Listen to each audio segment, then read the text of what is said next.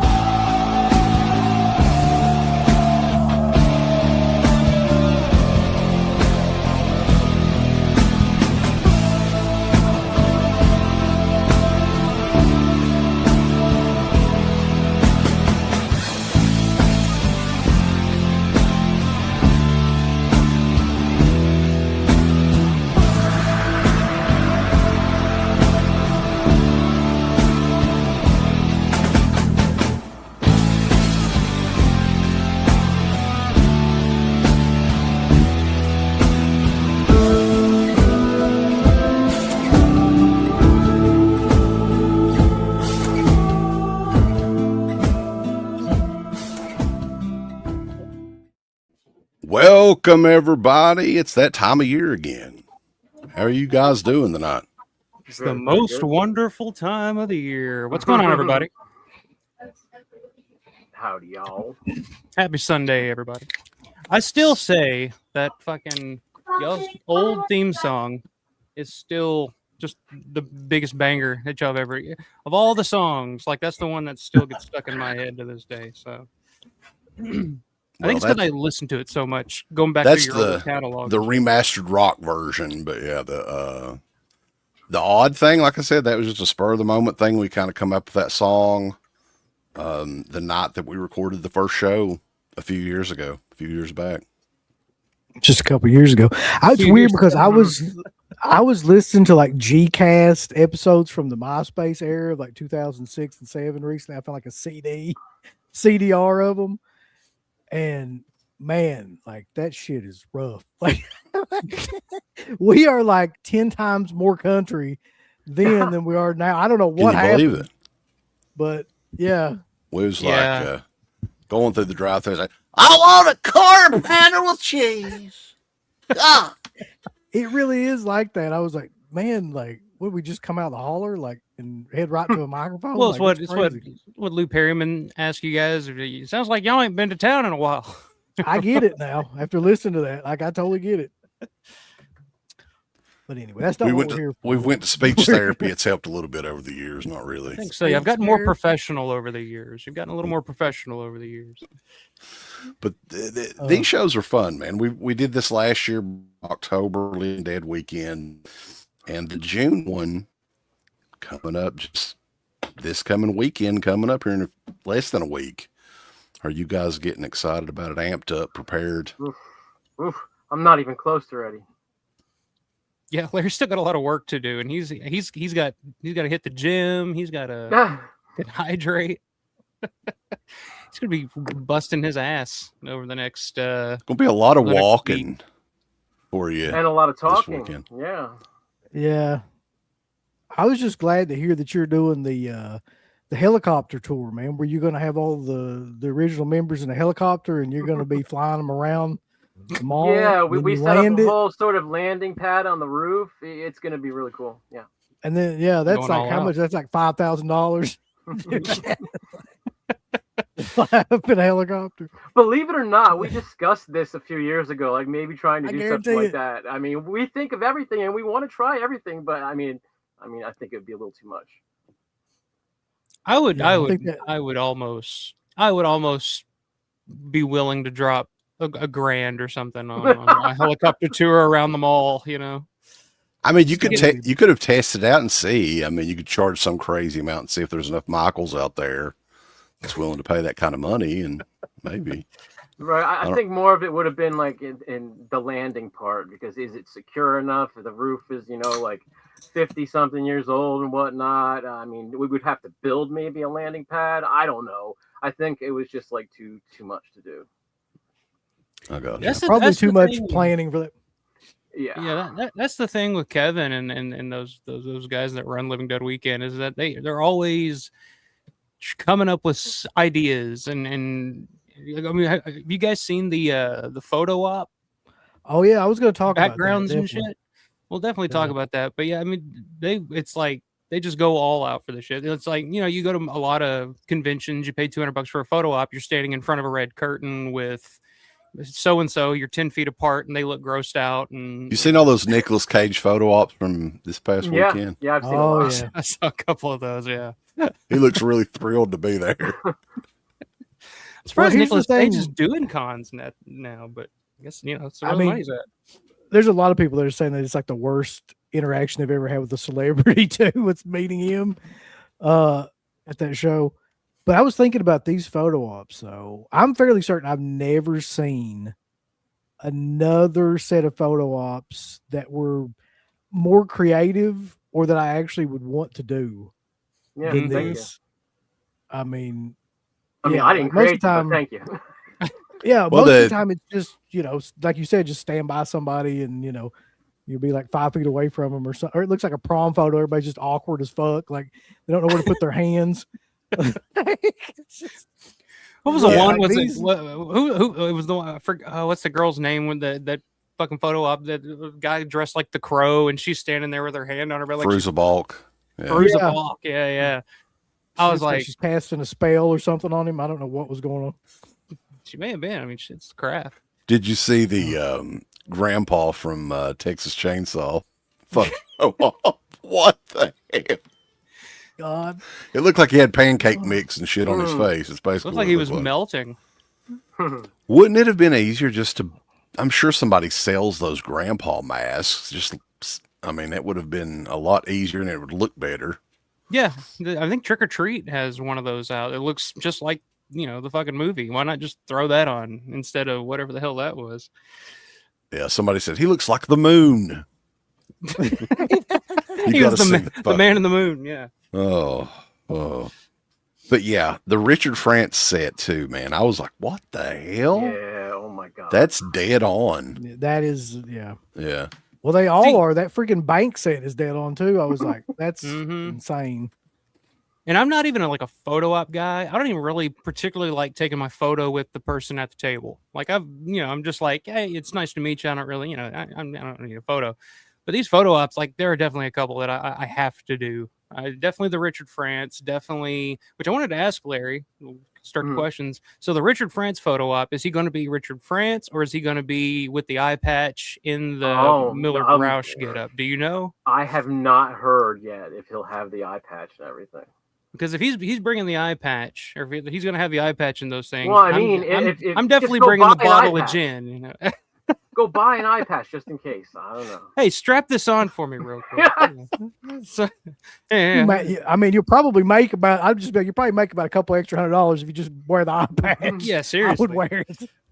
But I saw Jim Cirinella comment where he was like, "I know it's Millard Roush in the TV studio set, not Richard France." So that's what made me think. It's like, oh, he's going to be like a fucking gimmick, So if that's the case, I'm showing up. Like if I'm doing that photo op, I'm bringing the bottle of gin, the tie, the shirt, and I'm going to be the Richard, what's his name? Fucking Howard Smith. I'm going to be the Howard Smith character just sitting there fucking while Richard France yells at me or something.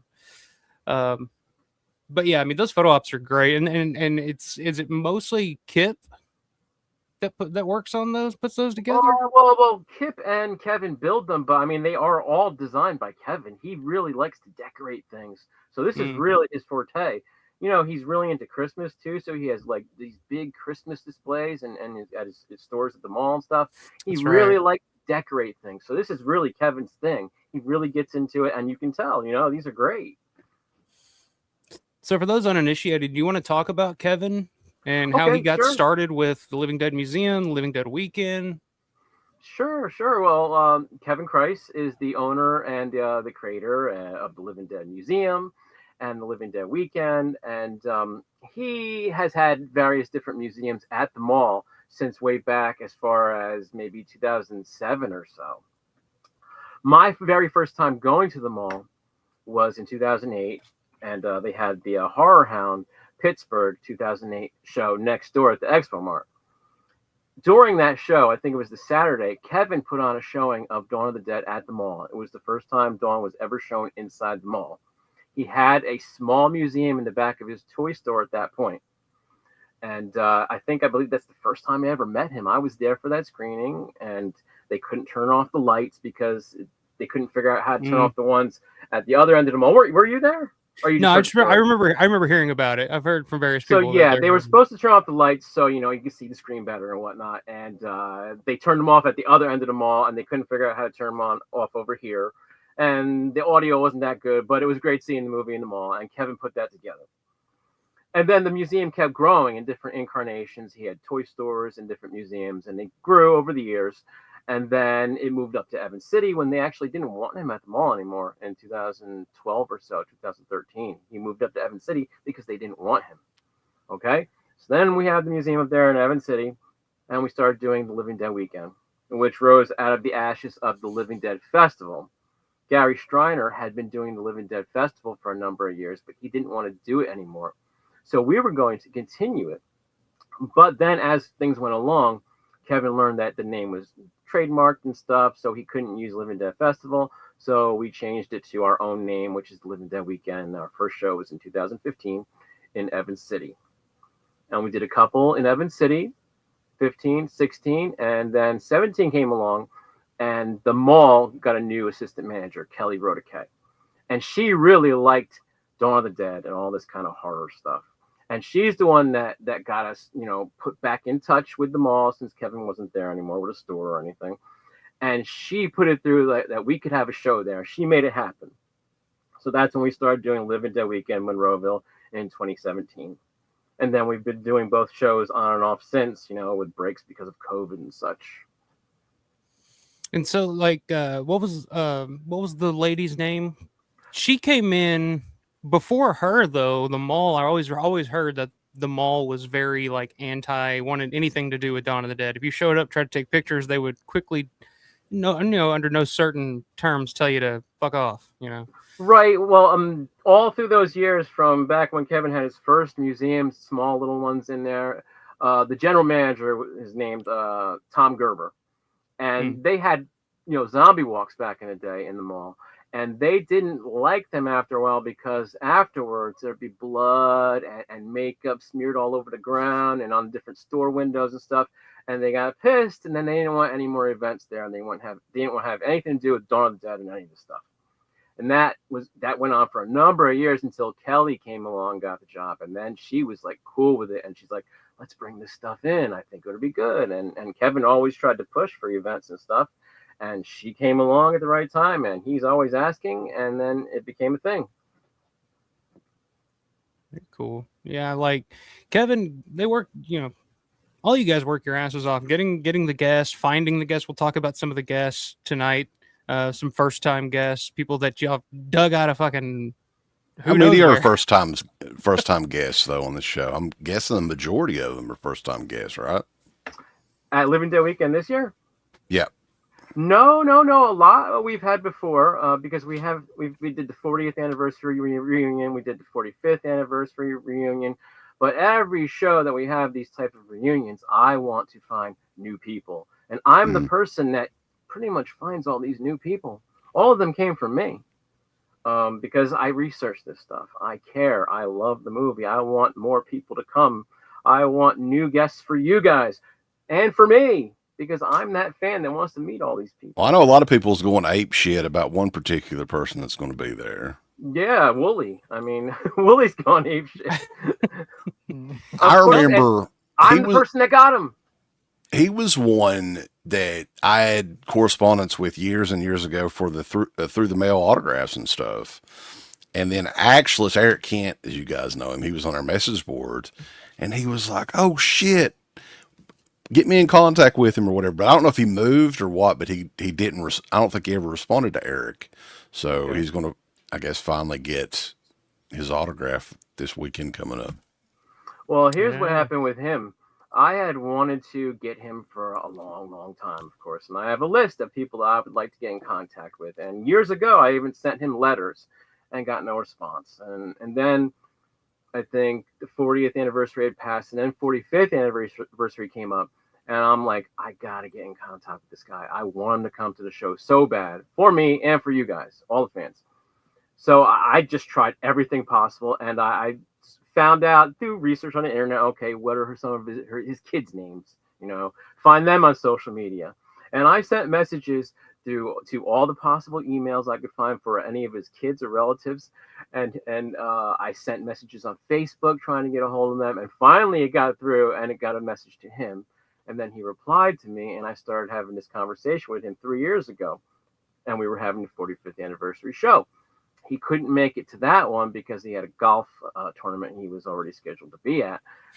But I kept in touch with him, and I kept inviting him every year. We'll take him any year because people want to meet him so bad. And he's only done, I think, maybe one show before in 2000 or 2001. It was Cinema Wasteland. I think the first Cinema Wasteland, actually. And then I keep asking him. I asked him last June. I asked him last October, and he declined. This January, I started contacting people for this year's show. That's when I started working on all this stuff for this show. And I finally got through to him. He's like, "Sounds good. Tell me more." And I'm like, okay. So I write them this lengthy, email telling him every little detail of what goes on at the show, what it's going to be like, where you're going to stay, all this stuff. And he's like, okay, we're in. Him and his wife, because she's also a zombie in the movie. Not only is he Wooly, she's a zombie. 2 zombies, actually. Who are the other first time ones? I'm just curious, at this particular show. Sure. Okay. One recent one, my last one I got in the door was Nick Mastandrea. And if you don't know who he is, he's a super interesting guy. He started with George Romero back on the amusement park and the Winners documentaries, okay, as a grip. And I don't know if you know what a grip is. A grip is sort of like it works with the camera crew, and they help, set up dollies and moving dollies and all that kind of stuff that a camera crew needs help with. They do all that kind of stuff. So he was a grip, and he started as a grip with George, and he worked through all the stuff from starting with the amusement park and the Winners documentaries all the way through to the dark half. And then through the course of that, he became the assistant director to George Romero on Monkey Shines. So he worked as a grip through all the things earlier, Creepshow, Dawn of the Dead, Night Riders, come to Monkey Shines, Day of the Dead also. But you come to Monkey Shines, he becomes the assistant director. And then he does that through 2 Evil Eyes also. Then he does it on Night 90, and then also the dark half. And then after that, George, didn't really direct much. And he moved to, Los Angeles, and he became the right-hand man, the assistant director to Wes Craven. So this guy who worked with George all these years, then he worked with Wes Craven on Scream 1 through 4 and all Wes Craven's movies, starting with The People Under the Stairs, as his right-hand man, the assistant director. I finally got him to do the show. I've been friends with him for a decade and a half through Facebook. And he just so happened to be coming to town the weekend of our show to see his mother, who still lives here. And he said, I think I can make it to the show. Tell me more. So I tell him the whole spiel, and I tell him, it would be great to have you, blah, blah, blah. I've wanted him on at the show for forever and ever. And he's also the first scope zombie in Dawn of the Dead, too.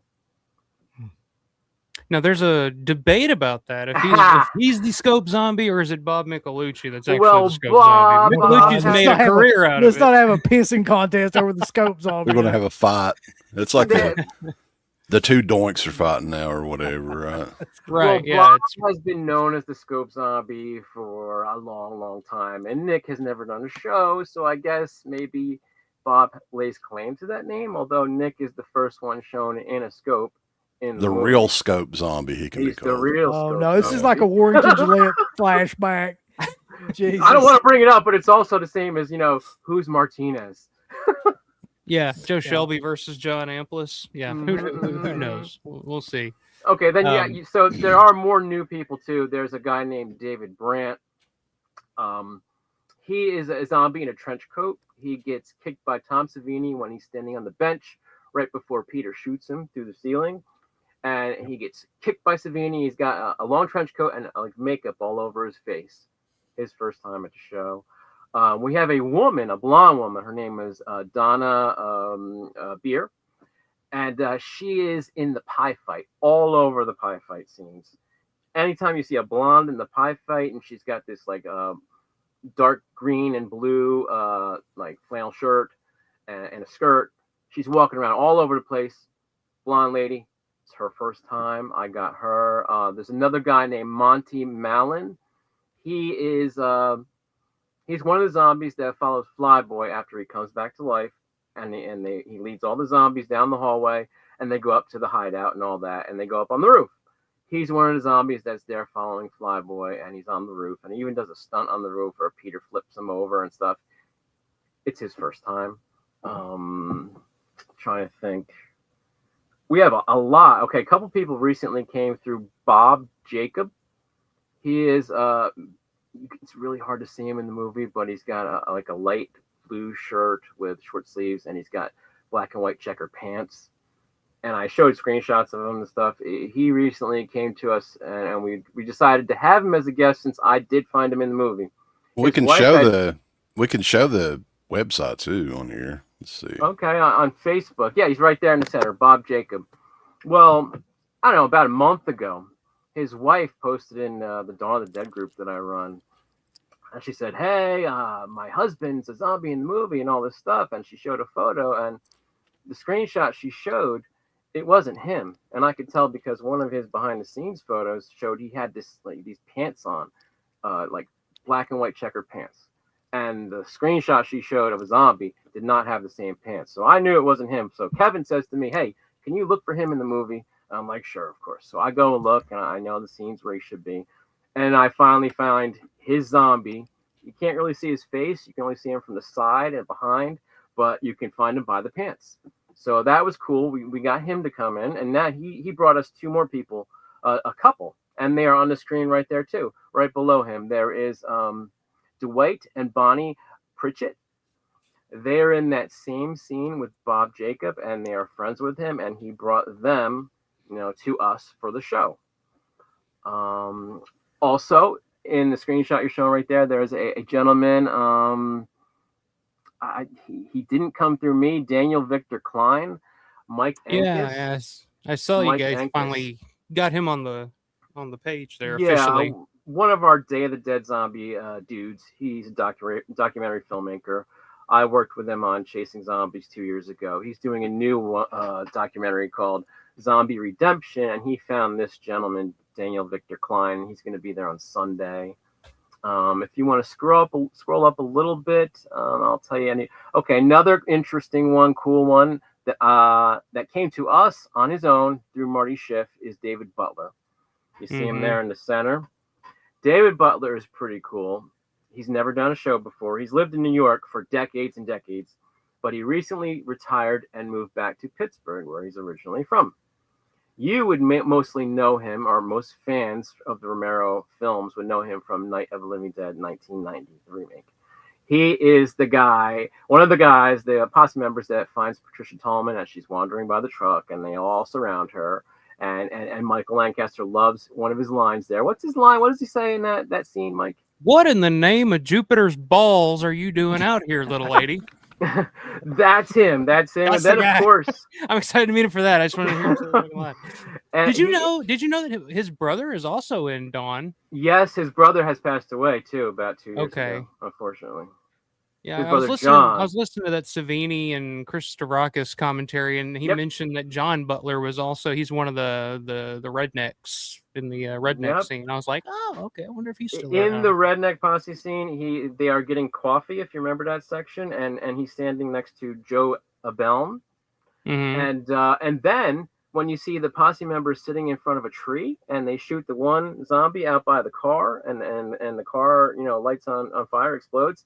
He's the guy that shoots the zombie. Oh, Okay.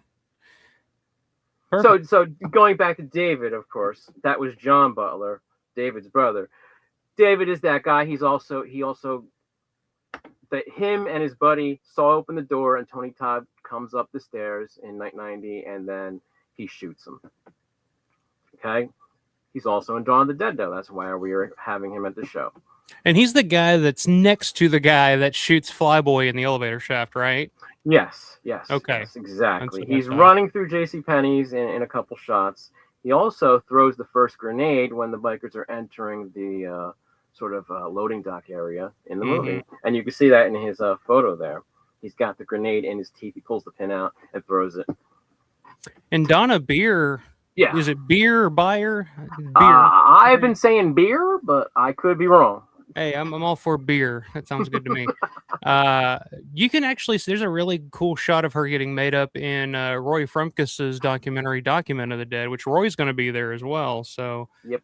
that's where, like, when she jumped out immediately to me, because I love Document of the Dead. So when I saw that you guys got her, like, that's the first thing I thought. I was like, oh, she's the fucking girl from Document of the Dead, which you guys actually interviewed Roy Frumkis years ago. And to me, it's still like one of my favorite interviews you guys ever did, because like there's not a lot of people out there that ever interviewed Roy Frumkis, you know, as detailed and in depth as you guys did. Well, I had no idea. But yeah, it's going to be good to see him. I've never met him in person or anything. I think he used to do the Cinema Wasteland shows quite a bit. But other than that, I don't think he did any conventions. Yeah, I think he was a really cool guy. I mean, in terms of like, he always kept up, like, we correspond back and forth and stuff. And his connection with Street Trash and everything too. Like it was just kind of. He was also perfect. He also wrote The Substitute, which I just rewatched a couple of weeks ago for the first time in forever. I grew up on that fucking movie with Tom Berenger and Mark Anthony, and it's such a goofy, over the top movie, but it's a lot of fun. There you go. Just has that VHS tape. Why is it that you always, no matter what movie gets brought up, you always have a fucking copy of it like in arm's reach? It's usually Garrett that does that, but oddly enough, that tape is for Garrett. I'm going to hand deliver it to him here in about a week. Is he going to get Roy to sign it? I don't know. Probably not. He should. Well, speaking of Roy, I have to tell you guys a scoop. Something nobody knows yet. Shit. Okay. Uh-oh. Here's the first scoop of the night. Okay. Roy is coming, as you know. Well, he is going to film new footage Yeah, there he is. for a final version of Document of the Dead. Okay. Holy Now that the mall's shit. closing and we're having the last reunion for Dawn of the Dead, he is filming footage. He's going to film me. He's going to film some of the tour. He's going to film a whole bunch of stuff, and this will go toward a new final version of Document of the Dead. You're hearing it here first. That's cool. Amazing. Yeah. Be a part of history, maybe. Well, I remember, you know, Document of the Dead was like, the first time that I saw it was probably on like IFC or Sundance or something like that. They used to play it all the time in like the late 90s. So that was the first time that I remember seeing it. And just literally, it's one of those things that I just watched over and over and over again. It's one of those documentaries that you just can't get sick of. So that's very cool though. yeah. And there's like multiple versions of it too throughout the years. Like there's the original, there's like a 66-minute version that came out in the late 80s, which is like, you know, it ends with Dawn of the Dead, and then they added more to it. And then there's a second version which had the stuff from Two Evil Eyes, that was the first version I ever saw. That was the version they used to play all the time on IFC, because that's the first place I ever saw that documentary. And then there was the definitive Document of the Dead, which included some footage from, you know, Land, Diary, and Survival. And so Synapse did that one, I think, right? Right. Yeah. But yeah, that's pretty cool that he's kind of documenting the end of the mall too, you know, like, right. I mean, and I was asked to be a part of it already, so I'm like, yeah, I'd be honored, of course. Yeah, you have to do that if nothing else. It's like a full circle kind of thing for that, though. I mean, for him to do all that and then do it at the end of it too. Right. Got a super chat here from PFM, dude. Dawn of the Dead is a good movie. He says. That's like the understatement of the year. We appreciate it. I can agree with that. Thank you, Paul. Yeah. Thank you, Paul. Yeah. Let me get to a couple of these comments real quick, because there's a bunch of them piling up on me here. Tribe Called Fresh says, "What's up, Larry? See you next week. I've been coming for a few years. Finally doing the tour on Sunday. Cool. Good to have you. Leaving Dead Weekend. Here I come." What's up, man? People are asking if you're really gonna do a helicopter stunt. No, Well, it's got to happen now. We've got to do it. Just kidding around. Yeah, Jackson Jack actually asked, "Are you really going to have a guy stand up into the helicopter propeller?" I mean, Yeah. That's the thing. It's like you guys have done effect displays, like squib shots and stuff in the mall before. You did it last year. Was it last year? Year before? You guys did it with Bill Keys, where you had I guess it reenacted was the 20, maybe the 45th anniversary show, but I can't keep it all. Yeah, so you never know what the hell they might come up with, but Larry missed last year. Your wife had us on the wait list, but didn't pan out. You and your wife are great. Can't wait to roll with you on Saturday. Thank you. Yes. Thank you. Margaret is a saint. Yes. Margaret Jim is a says, "My saint. first Living Dead con coming on Saturday. My first and last time at the mall." Yeah, unfortunately, that's love probably it. true. Yeah, Although how many people in the chat are coming for the first time? Because I have a few friends that are finally, they wanted to come for years, and now they're finally saying, "This is my last opportunity to get to the mall before fucking Walmart comes in." So how many people in the chat have actually are coming, and this is your first time at the mall? Raise your hand. It's a lot. Yeah, I think it's a lot of people. Show of hands. Yeah, I've Well, heard this that a is lot. going to. I think this is safely going to be the biggest Living Dead weekend ever, right? For sure. Probably ever. Right. Ever. Yeah, there's just tons of people saying that they're coming from different places in the U.S., like all over. Shit, all over the world. I know people coming from Canada. I talked to a couple Canada. from Canada last year. Yeah. Yeah, the only thing official is that Garrett is going to be there. I can't get Mark to fucking come, so It's the first time meeting Garrett in person ever, so this will be interesting. We Cool. could clash in person, right? It took a momentous occasion like this to finally get Garrett and Deadpit. Born to be Rad and Deadpit. The Rad Pit together in person in the flesh for the first time. I'm excited to meet Garrett too. I've never met him either, obviously, but it'll be cool. It'll be cool to... Well, I guess we could mention too that Garrett is making up some limited edition posters to just hand out. So just ask for one. And yeah.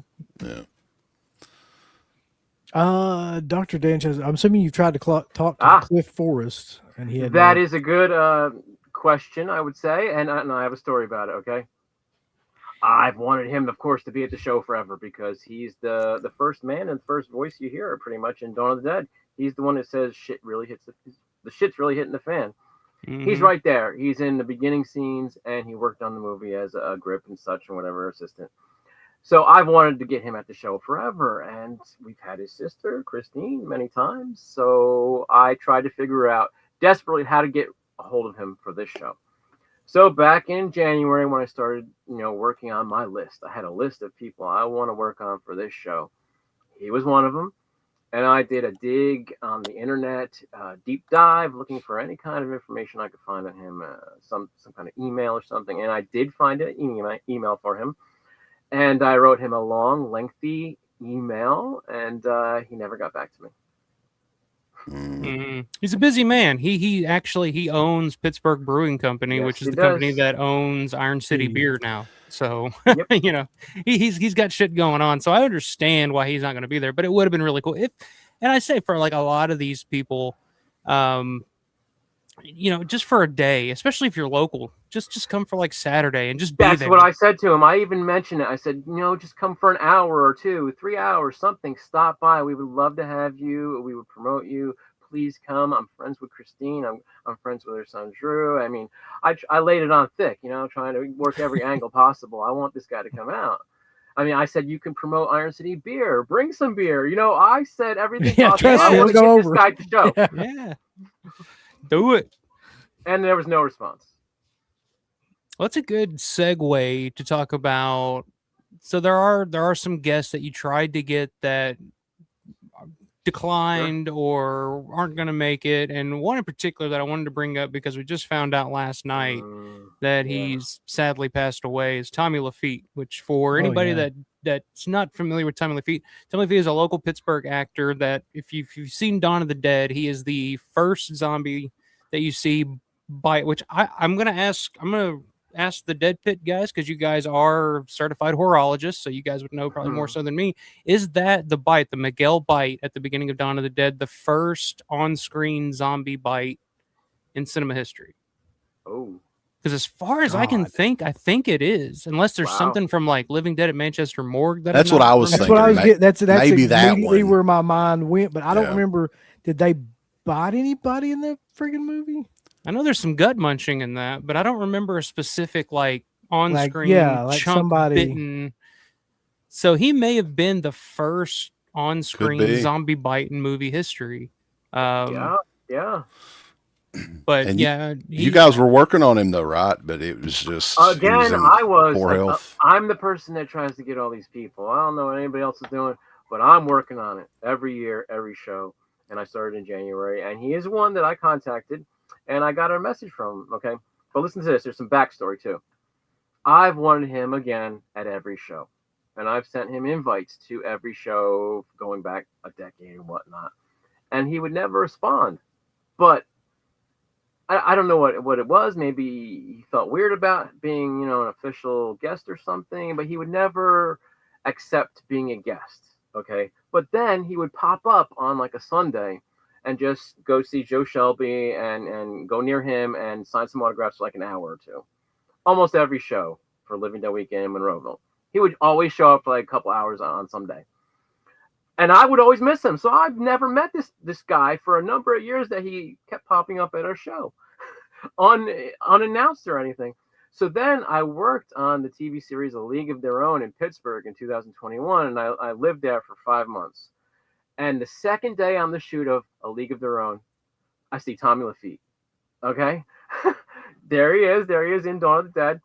Well, guess what? I mean, he has appeared as an extra or featured parts in everything shot in Pittsburgh in the past like 20, 30 years and whatnot. He was in Silence of the Lambs.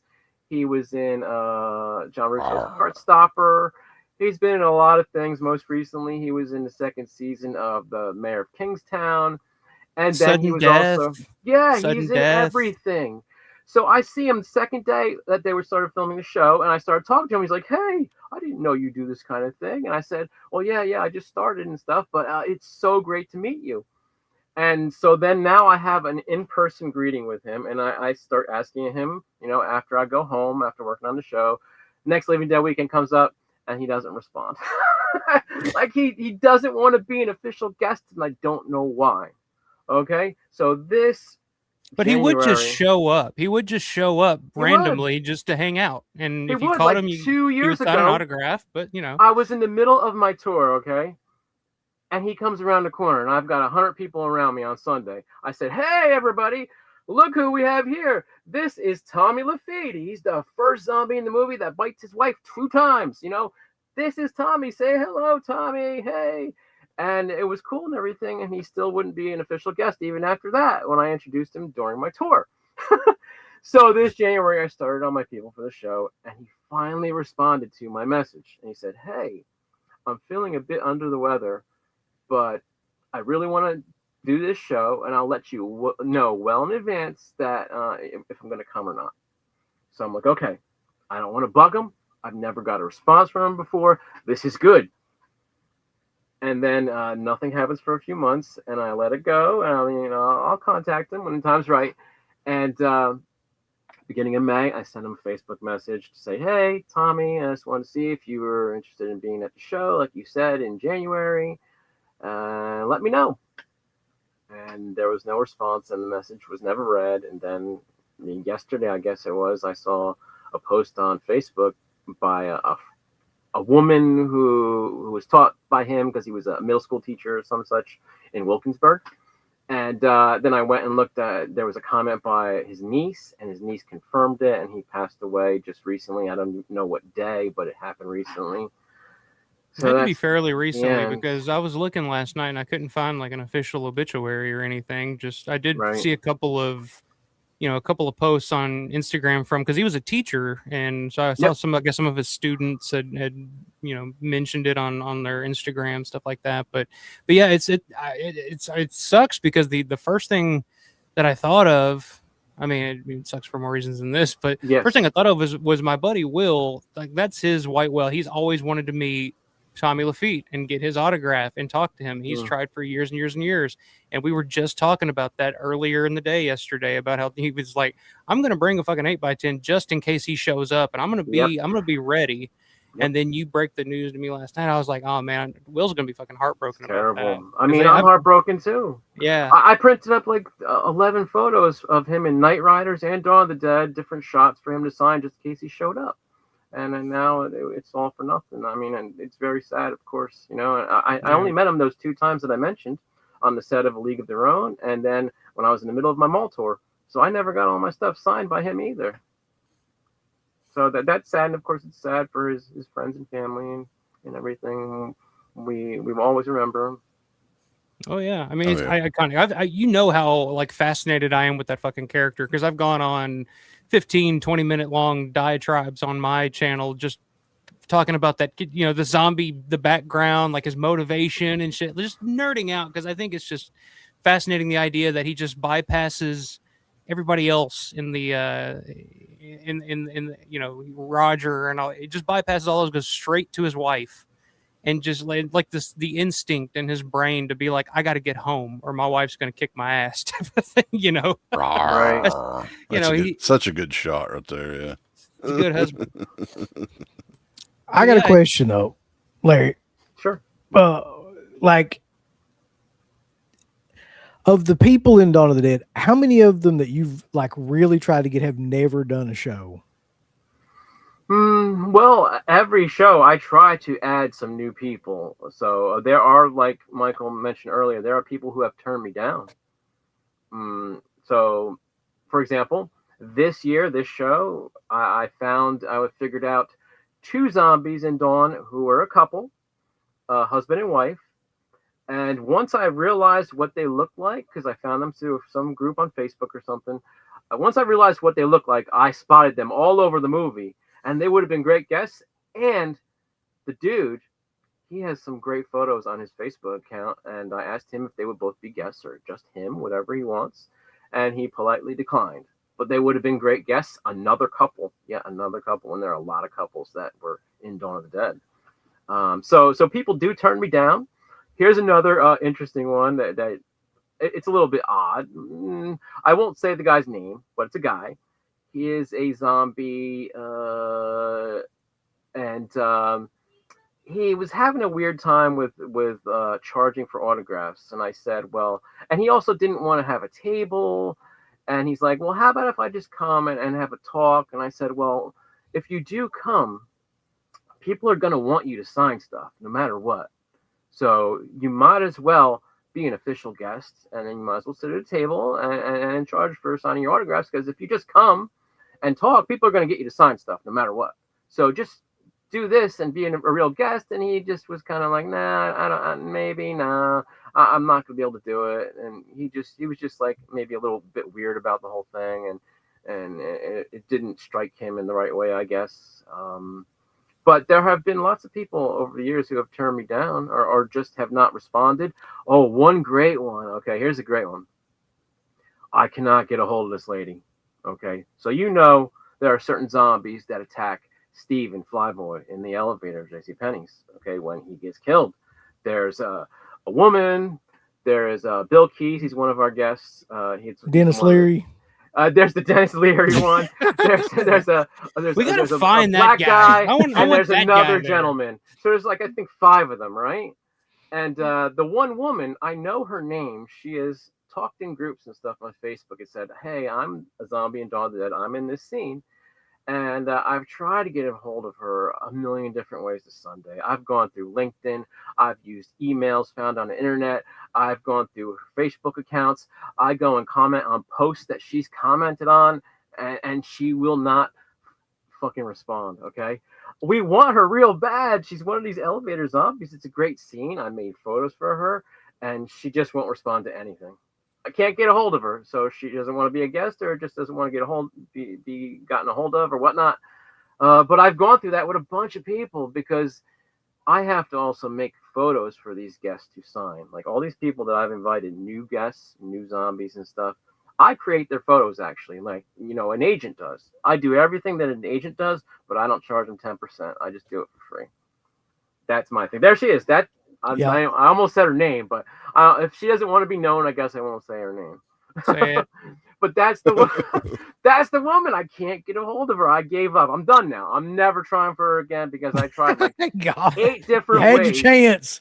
It's over with. I mean, if you miss this show, yeah, there's not really a point to do any other shows for Dawn of the Dead. No, sure. So and I also created photos for her just in case I finally got a hold of her and she said yes, and it's all for naught. But I have to get ahead of things because I'm working on so many different new zombies and the ones that said yes and the ones that didn't say yes. I have photos for all of them that I created because I want to be ahead of the game and get them done because I have a million other things going on too that I have to do. Well, I know somebody in the chat asked Larry if he'd seen Dawn of the Dead 100 or more times, and I'm like, yeah, maybe times 10. I can't count. I mean, do you count the times you watch it with commentary? Because I've watched the commentary yes. like dozens of times. That's 100 times. And all the different commentaries. With a commentary track. Somebody did have a really cool question, though, that I would I saw them. They said, is that Larry Fessenden?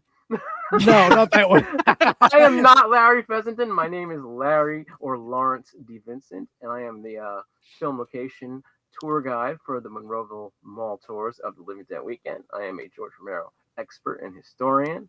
I have worked on Blu-ray projects, written magazine articles. I've been on documentaries, and this is my thing. I'm not Larry Fessenden. Sorry. He didn't do Wendigo. He doesn't look a thing like Jack Nicholson, so I don't know why anybody would think that. Yeah. But what is going to happen to the Romero bus? Like, that's an easy one. That's an easy one. That's an easy one. Okay, it was owned, and I said was, by its artist creator, Christian Stavrakis.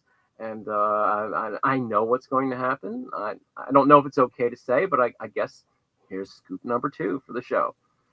2 scoops. Yeah. Christian we got the real recently needed money for some bills or something. He needed it for a car. He needed to buy a new car.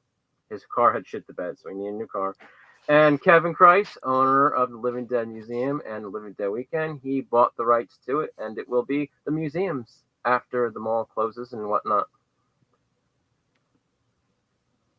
Well, I'm glad something's happening with that because, of course, and especially the museum. Like, I get it. Like, I'm surprised it's not going to end up in your living room, but museums Kevin where gets first dibs. Museums where it needs to be. Wait, did you go to the drunk tank last year? What? No, I went to the hospital last year. Yeah, that's what I mean. I thought everybody knew that, but I was like, did I miss that? No, I didn't go to the I was there, but it's not my story to tell. Yeah, Larry was there. Y'all want to hear that story? Sure, go for it. We can live vicariously through the young fella down there. I've heard you tell this story, so it's hilarious. Well, it's probably not hilarious to you, but it's hilarious to me. Go ahead, sorry. Okay, so usually Living Dead Weekend, I tend to drink a lot, and I tend to eat very little. I tend to drink very little water. I sleep very little at all. If at some nights I just maybe an hour or 2 and then back at it.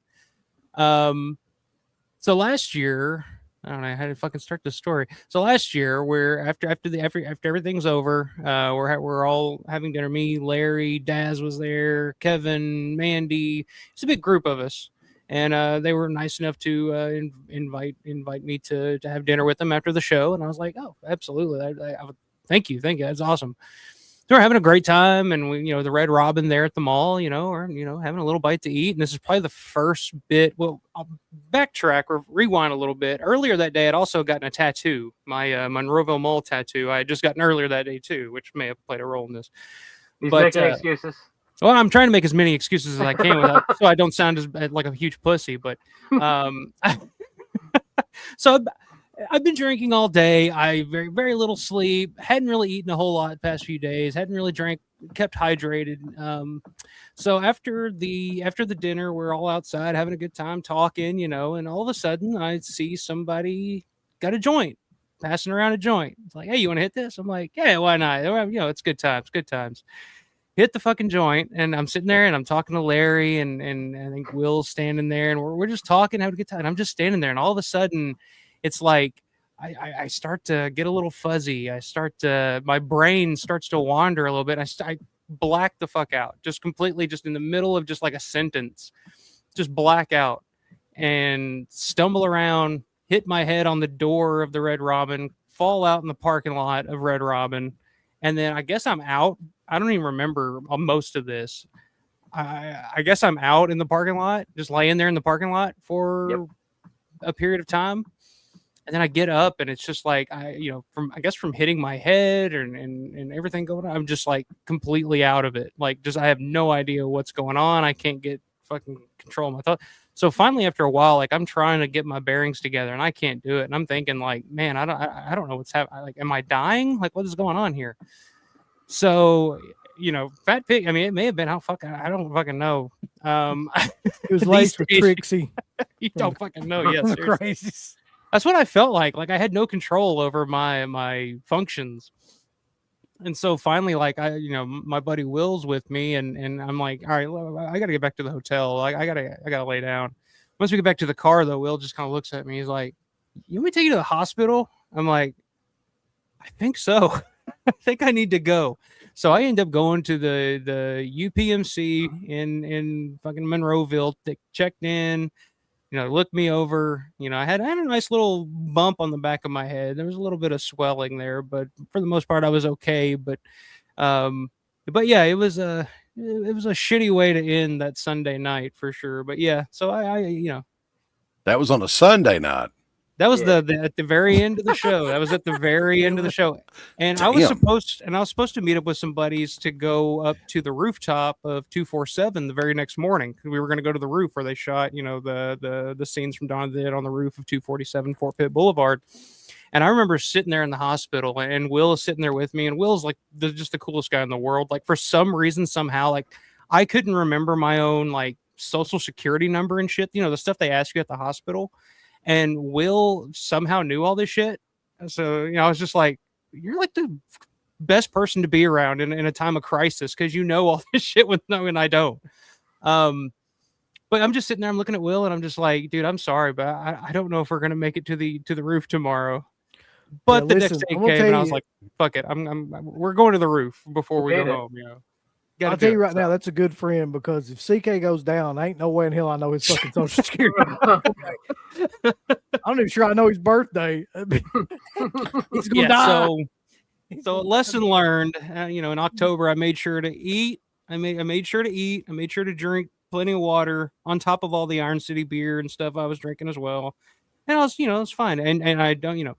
That's the lesson, kids. Don't smoke somebody's weed. You don't know where the hell it came from. Right. You never fucking know. Although if you're walking in downtown Pittsburgh, the contact buzz will get you as well. There's no escaping that. It's either the best or the worst weed of all time, depending on how you look at it. Yeah, and I'm a seasoned smoker. Like, I'll let you guys know. Like, I've smoked my fair share of weed in my day fairly regularly. I don't know if we ever. Scary proposition to be like, oh fuck, I don't know if I'm handling this. What's going on? In downtown Pittsburgh last year, though, we hit up a Dairy Queen. Do you remember this, Uncle Bill? And you remember the underground dungeon bathroom that place had? Yeah. I swear to God, it reminded me of the Goonies, where he's looking for the bathroom underground. What is it with the Dairy Queens in that area? Larry has an amazing Dairy Queen story if he wants to tell it about our buddy Daz and their experience in trying to visit the 90 farmhouse.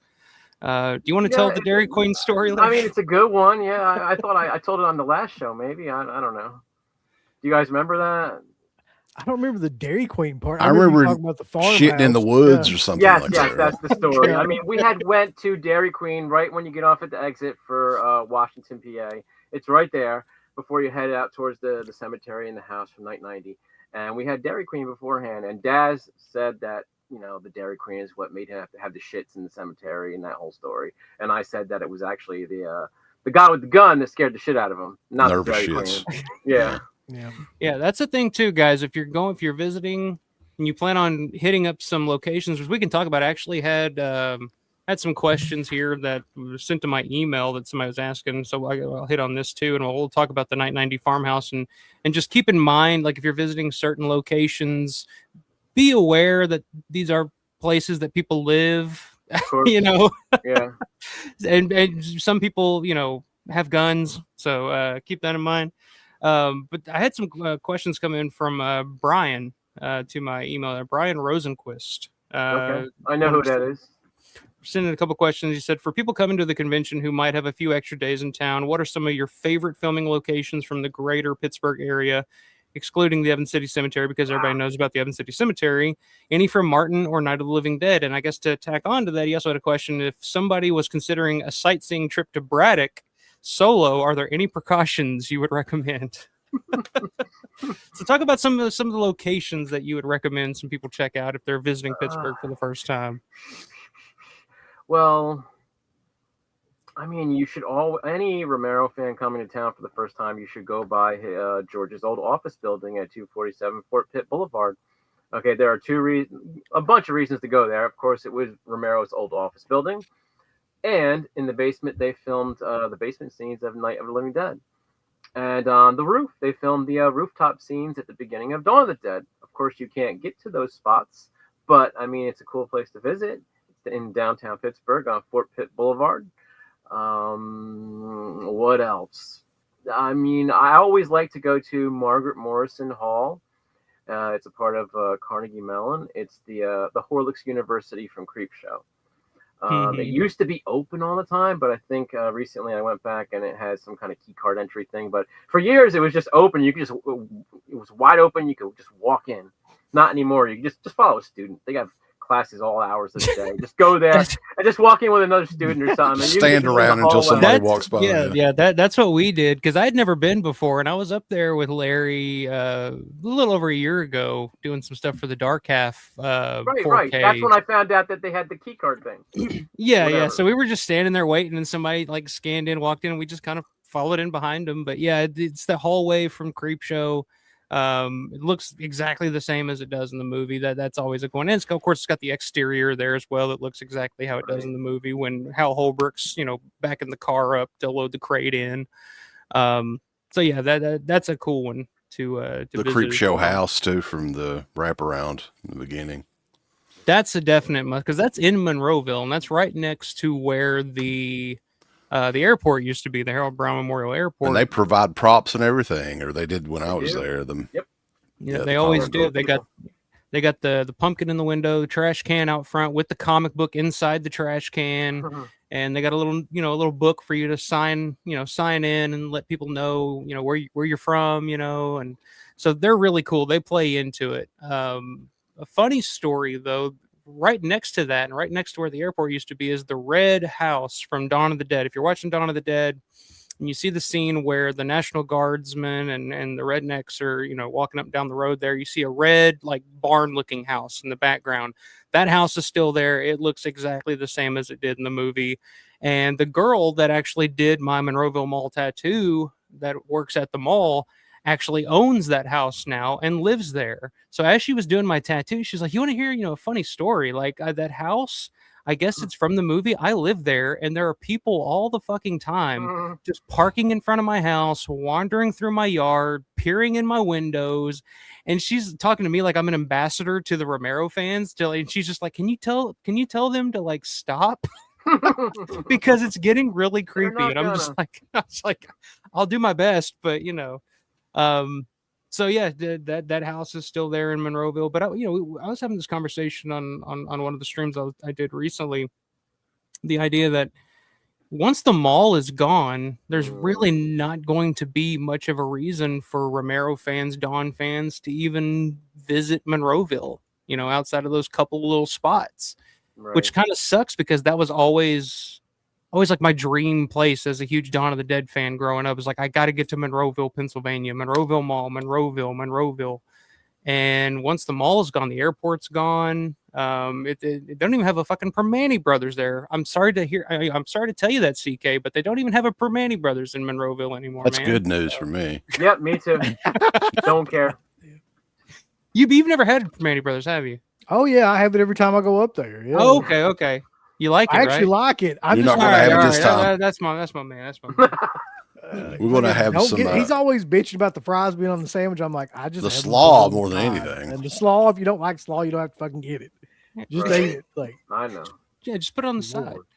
But yeah, I mean that's the thing. but It's like there's another Monroeville- spot too, though, man. That we went to that I thought was pretty killer. It's like the spot where Billy gets shot in Creepshow, like the front of the house or whatever is over there too. But the tree's gone. It used to be there. Yeah, but you can actually get from across the road. You can see like where they're all having a little party and everything. Yep. Which is pretty cool. Yeah, that's the thing about Pittsburgh and that whole area. I mean, if you're a Night 90 fan, go to Washington, PA. That's where the cemetery is at. And the cemetery obviously looks exactly the same.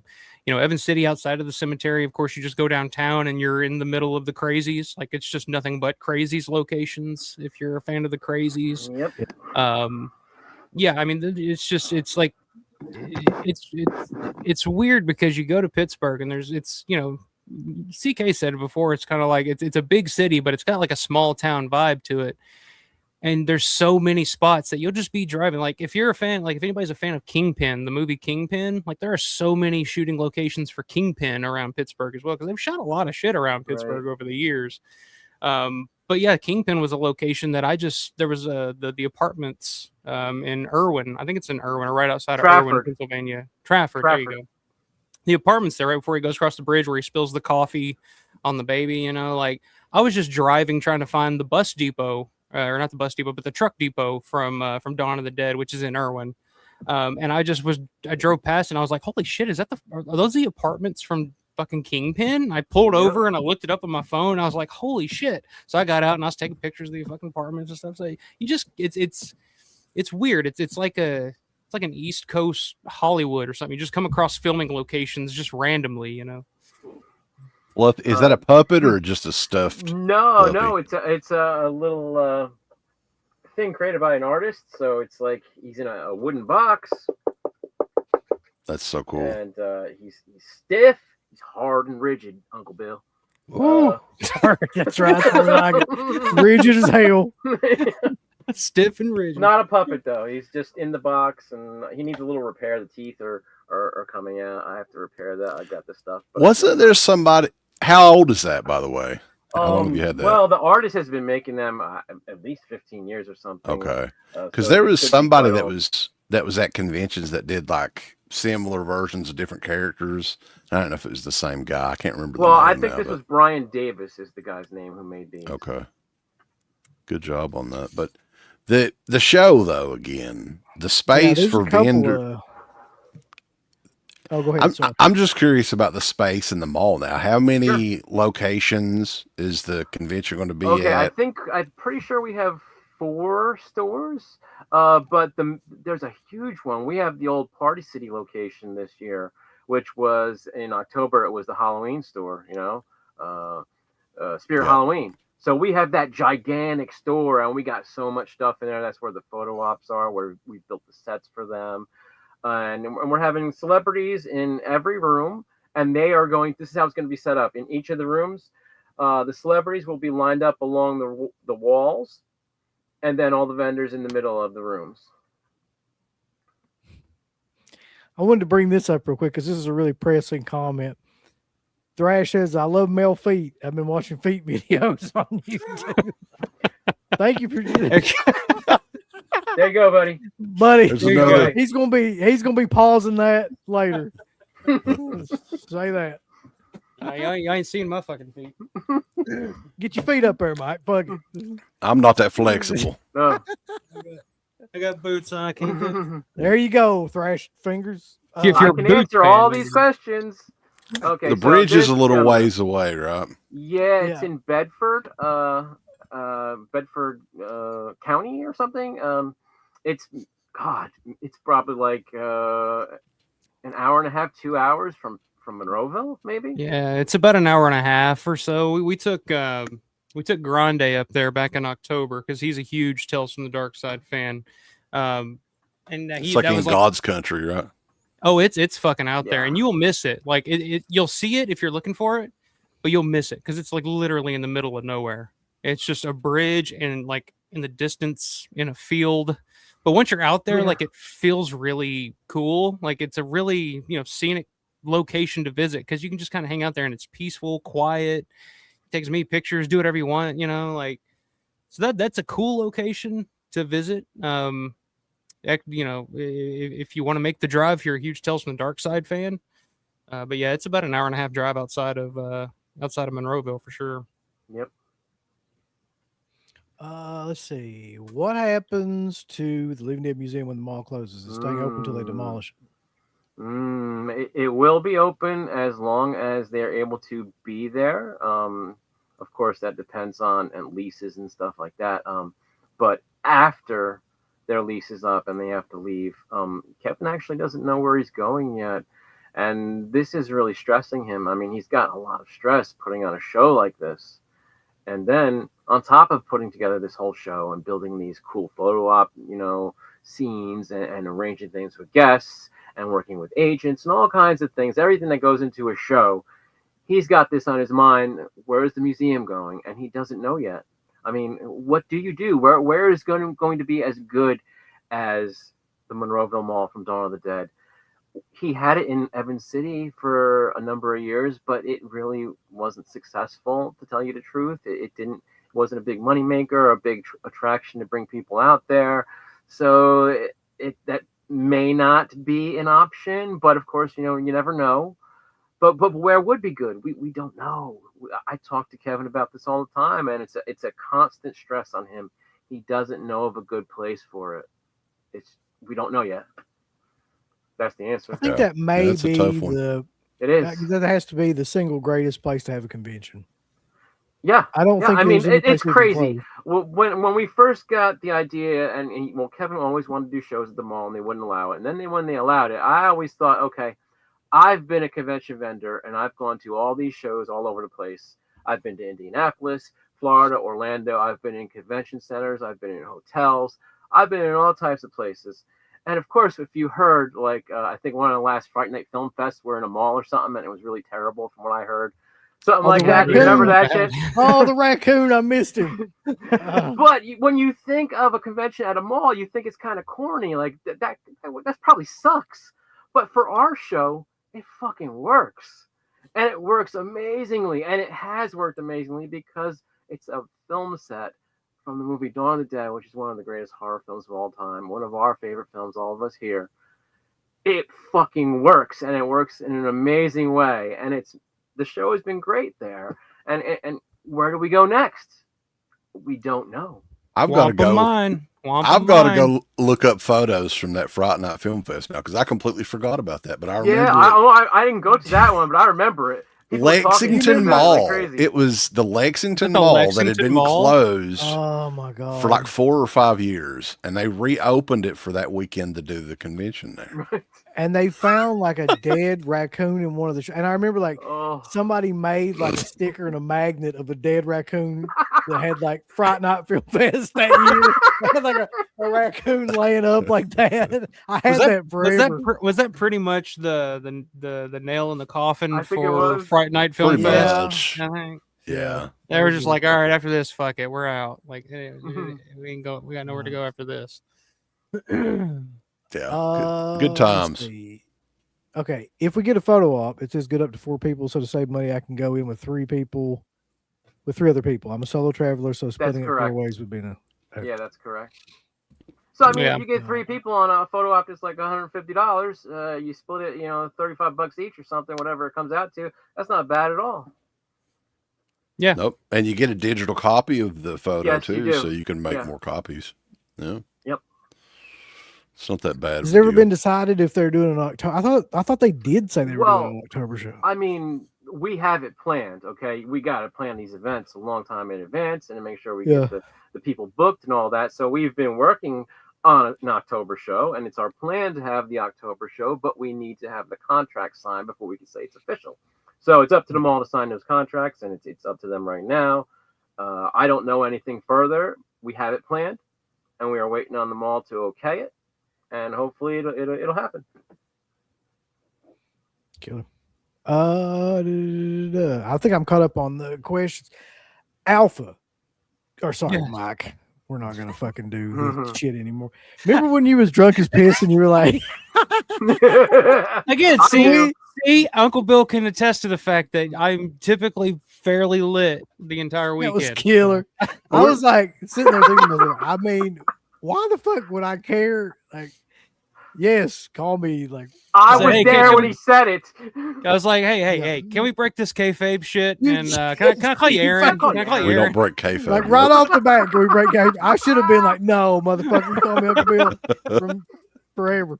Can you bring up the photo ops on there? Because I wanted to talk about that for sure, because that's like one of the greatest things I've ever seen. I don't know if you can find any pics of some of those. I think they posted them on the stage on the Facebook page, but they're insane. Dude. Find those. The one thing while he's pulling that up though that I wanted to mention, ask Larry, because we're talking about some scoops, and I don't know if you know. Sure. April the 1st this year, Vinegar Syndrome had a mystery title. Yeah. Major city in Western Pennsylvania or the Pittsburgh Project. Do you have any idea what that is? I remember that sort of announcement, whatever you want to call that, and I don't know what it is. I'm not aware. I was hoping for nothing you worked on. No. I'm not worked on anything. I was hoping it'd be a 4K of Children of the Living Dead. Yeah, sure. I mean, it's up their alley, but yeah, sure. That sounds like a Vinegar Syndrome title right there. Which I know Slippy would be all for working on that. He said it in the past multiple times that that would be a dream project to do a documentary about what a fucking disaster that movie turned out to be. And I think the documentary on that would be far more interesting, because I don't know if you guys have ever listened to Tor Ramsey, the guy that directed the film. If you've ever listened to him talk about his experience working on that, it's some of the funniest fucking shit you ever heard. Just dealing with the fucking people that he had to deal with on that. Yeah. I don't know, man. I kind of hope it is that for some reason, but a lot of people are saying it's going to be Blood-Sucking Pharaohs. Yeah. Oh, Jesus. Don't fucking say it. Ever since we did a watch along of that fucking movie like a month or so ago, because my friend Michelle's a big fan of it, and ever since then that was right after that fucking movie is when my computer blew the fuck up, and there's always some issue. So we that's just the movie that will not be named in my presence at this point. But that's a fucking shit show of a movie for sure. Looking for. So along those lines, going back to that last question from one of the viewers about the October show, a lot of people keep asking, is this the last Living Dead weekend? And no, we don't want it to be the last Living Dead weekend. It is the last big Dawn of the Dead reunion that we're ever going to have at the mall. But it's not the last Living Dead weekend. We hope for the October show, just waiting on the contracts, like I said. And I mean, Kevin would like to do more stuff in the new year before the official close, but he's getting the indications from the mall people that it's probably not possible. They probably won't allow anything in the new year.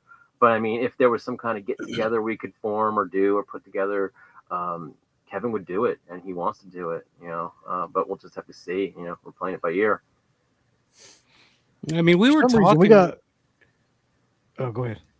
No, I would just to piggyback off of that. I mean, we were talking, I guess it was on the last stream we did over on my channel, was like where would Living Dead Weekend go after the mall? I mean, you can always go back to Evans City, I guess, but as Larry said, it's not. It didn't work there when we had the convention center there. And Kevin didn't make any money. He actually was in the hole on those two shows we had up there at the convention center. I say if they're the logical place, but it's fairly impossible, would be the Wampum Mine. Could you imagine going to a fucking We've convention tried. down We've the wanted to do a mines show and- there. and They decline. They don't want to do it. Just That's say basically fuck like it. a- do it in the cemetery. Just The 3 cemetery days in won't the allow cemetery, it. just people partying and shit.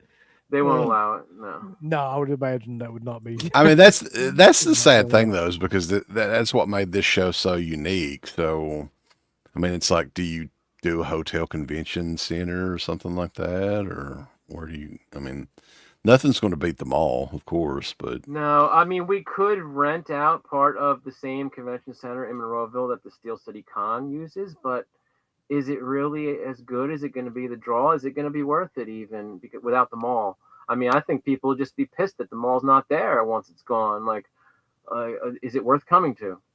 Yeah, that would just be depressing going to Living Dead Weekend next to where the mall used to be, and now there's just a fucking like Walmart, and I'm just like, I don't even want to be around this fucking thing. That would be horrible. Yeah, I gotta say, it'd just be depressing. Like, right.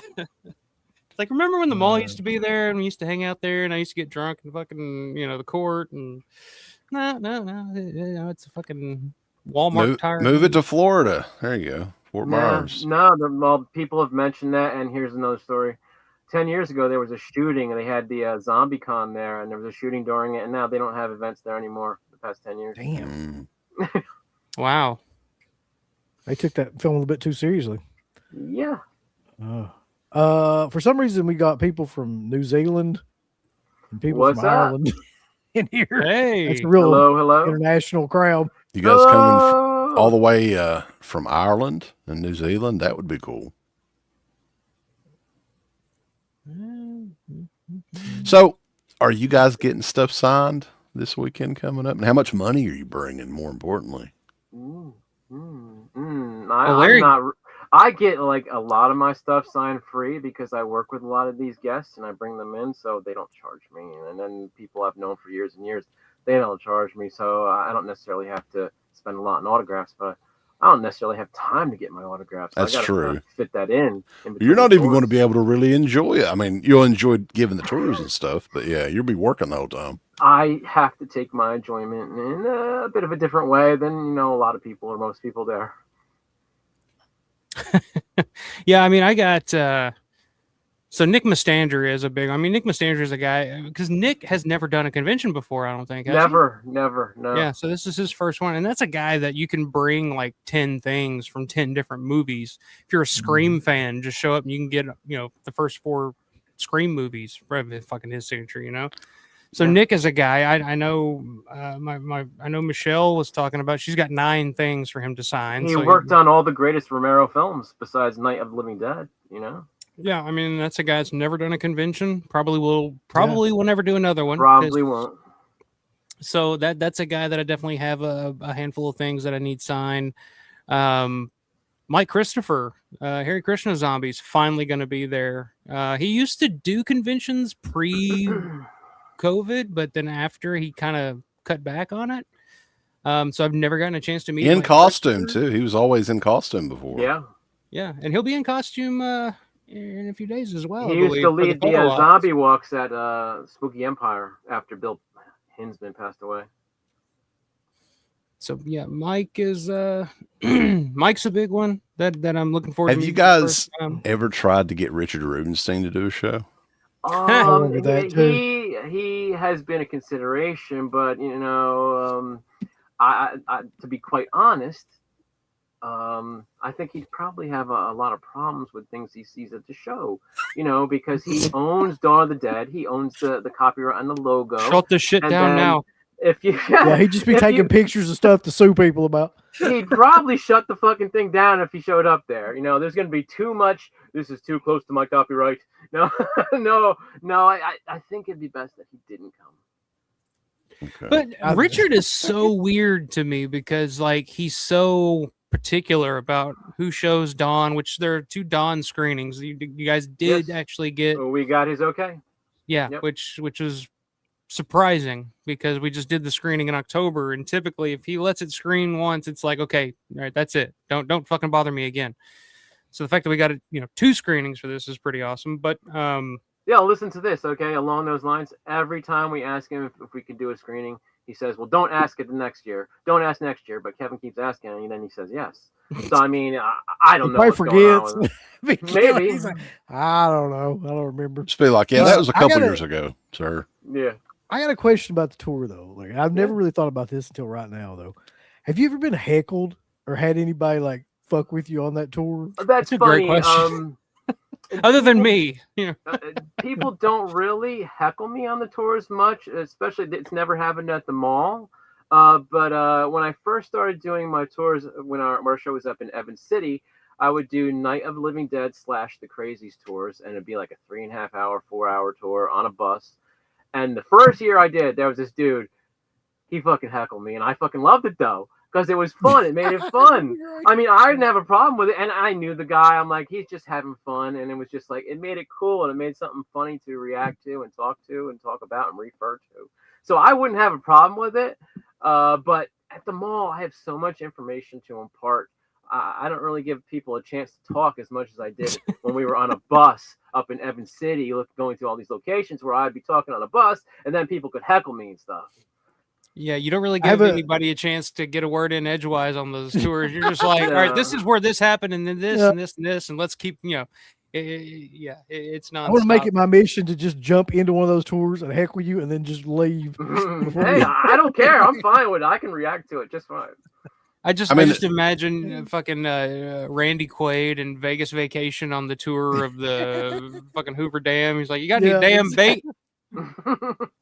Or Beavis and Butthead when they're on the tour. He's like, oh wow, that's not that much. That sucks. I mean, the tours are completely sold out, though. How many of them are you doing over the weekend? There are 6 tours at this show. It's the most I've done since the first year we had Monroeville. 2017, we didn't know what to expect or how many people were going to show up for our first show at the mall. And we had 6 tours that weekend, and they weren't even close to fully sold out. Only maybe 2 of them sold out. And then other ones, there was like 18 on the first one on the Friday. A Sunday, last one was like, I don't know, 23, 26 people. So those didn't sell out. And I'm like, this is too much. We got to cut it down to like 1 per day. And that's what we did for many years, unless it called for another one. And then last October, we did 4. We added an additional one from the original 3 whenever we need to. But the demand was so crazy at this show, we ended up doing 6. Which, if you guys have never taken Larry's tour, let me just tell you, 1 a day is like, that would be enough for me. Like, I that would be it. I'd need to go take a nap afterwards. It's a 3-hour tour, also a 3-hour tour. Yeah, I mean, it's in depth, and it's all over the mall. Behind the scenes, you get to see the shit from the movie that you're not going to see otherwise, like, the engine room, the stairwell that goes up to the hideout. Larry takes you on all of it and tells you all about it. And he demonstrates scenes from the movies where he's doing the fucking Ken Foray roll. I do stunts. He does stunts. I'm telling you, like the last one, you need to just set up the mattresses and the boxes and do the fucking Tom Savini dive off the second floor balcony. I don't have the balls to do that. No. But so yeah, doing 6 of those in one weekend. I'm just curious to see you. I'm just curious to talk to you on Sunday night to see. Look, honestly, I'm going to be okay. I've honestly been exercising for the past 2 months, and I don't like to exercise. I've been on a diet. I've lost 16 pounds. He's been in training like he's got a big fucking fight, Yeah. Really, I've been training. I'm ready for this shit. He's like, we're going to punch that bag between the heights, kid. He's got Burgess Meredith fucking training him. Yeah, can we get the weight here, kid? I'm ready. He goes into Rocky style montage like right before these shows. That's how I envision it, carrying like a log up a hill, and Well, don't worry. Because I'm on the Sunday tour. We're doing the Sunday morning tour again. This is gonna be like my 4th time taking the tour, I think. Thank you. I'll have a cigarette waiting for you. I don't smoke anymore, but I'll have one waiting. I haven't smoked since December. That's how strict I've been. There you go. Damn.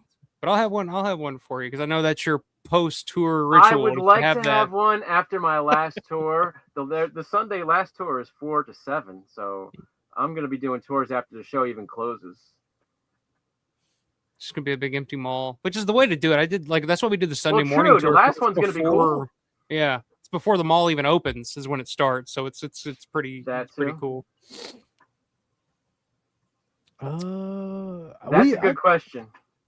Hey, what's up, Colin? Kind of funny because we do have a question about this, but we'll probably ask at a later date. But about this photo op shit. the thing about the bench. What? Larry would probably be the person to ask about that too. Well, what's the question?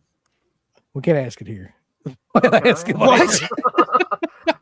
Wait, where is this question? Are you guys providing the bench, or is the bench already there? Well, the last time we did the bench photo op, it was just a bench that was at the mall. Oh, okay. But the last time I was there, there was a kiosk there in the exact spot from the photo in the movie. I don't know if that's going to be open or what's going on, so I won't know until I get there what the whole setup is and where exactly. Since the tours Can are we all have that booked, towed? Just have that kiosk moved. Oh, yeah, get it the fuck out. We'll throw it. Yeah. Do you know of, like, if you could, since you're the tour guy and all the tours are sold out anyway, so nobody can. What would be like the top 3 spots you can recreate, like a good photo op for yourself at the mall? Well, always anybody could do this. You go to the top of the hallway, get a couple of friends, and you stand there like when the heroes are about to go on the hunt. They're all armed, and you know, Roger's in the little wheelbarrow. You go to the top of the hallway, get that photo right there, in the same spot as them, the heroes in the movie. That's a great one. Anybody could do that. What else?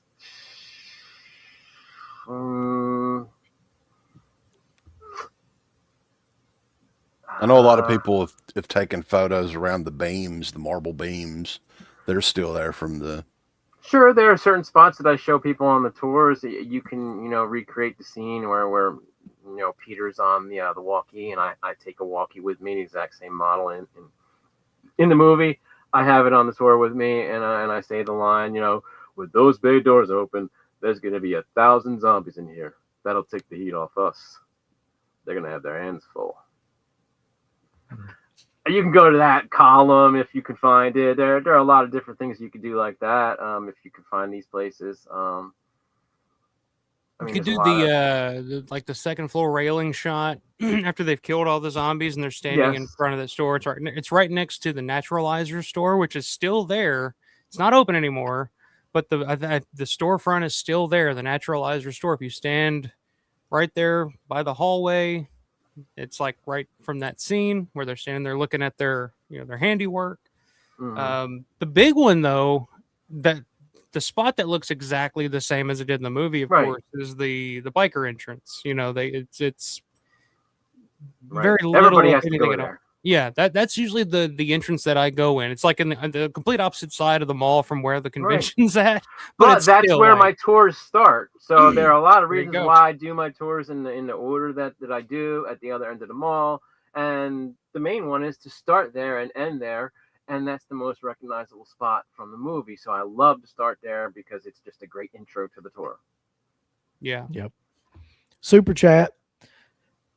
Marty Girl says, has Larry recorded the whole 3-hour tour? After the mall's gone, we can all see it. I can answer that, of course. The first 2 years that I did it, I had people film it. And then a lot of different fans have filmed it over the years. I am working on a personal project where I'm going to do sort of my own tour that'll be maybe available in the future, years down the line, where I show every spot that I possibly would want to show you and what you would want to see. And I show them, with a screenshot maybe on this video, and then show it in real life.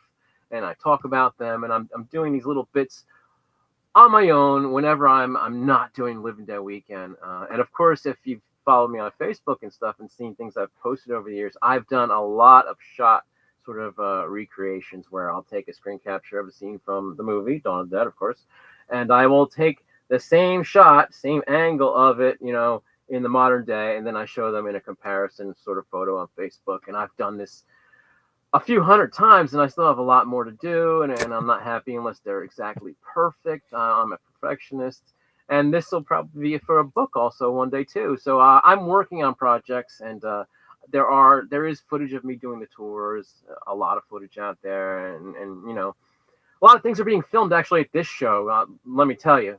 I was just informed that a bunch of different people are going to be filming this particular convention because Last Dawn reunion at the mall before it's gone. So like I said earlier, Roy Frumkus is going to be filming stuff for a new version of Document of the Dead.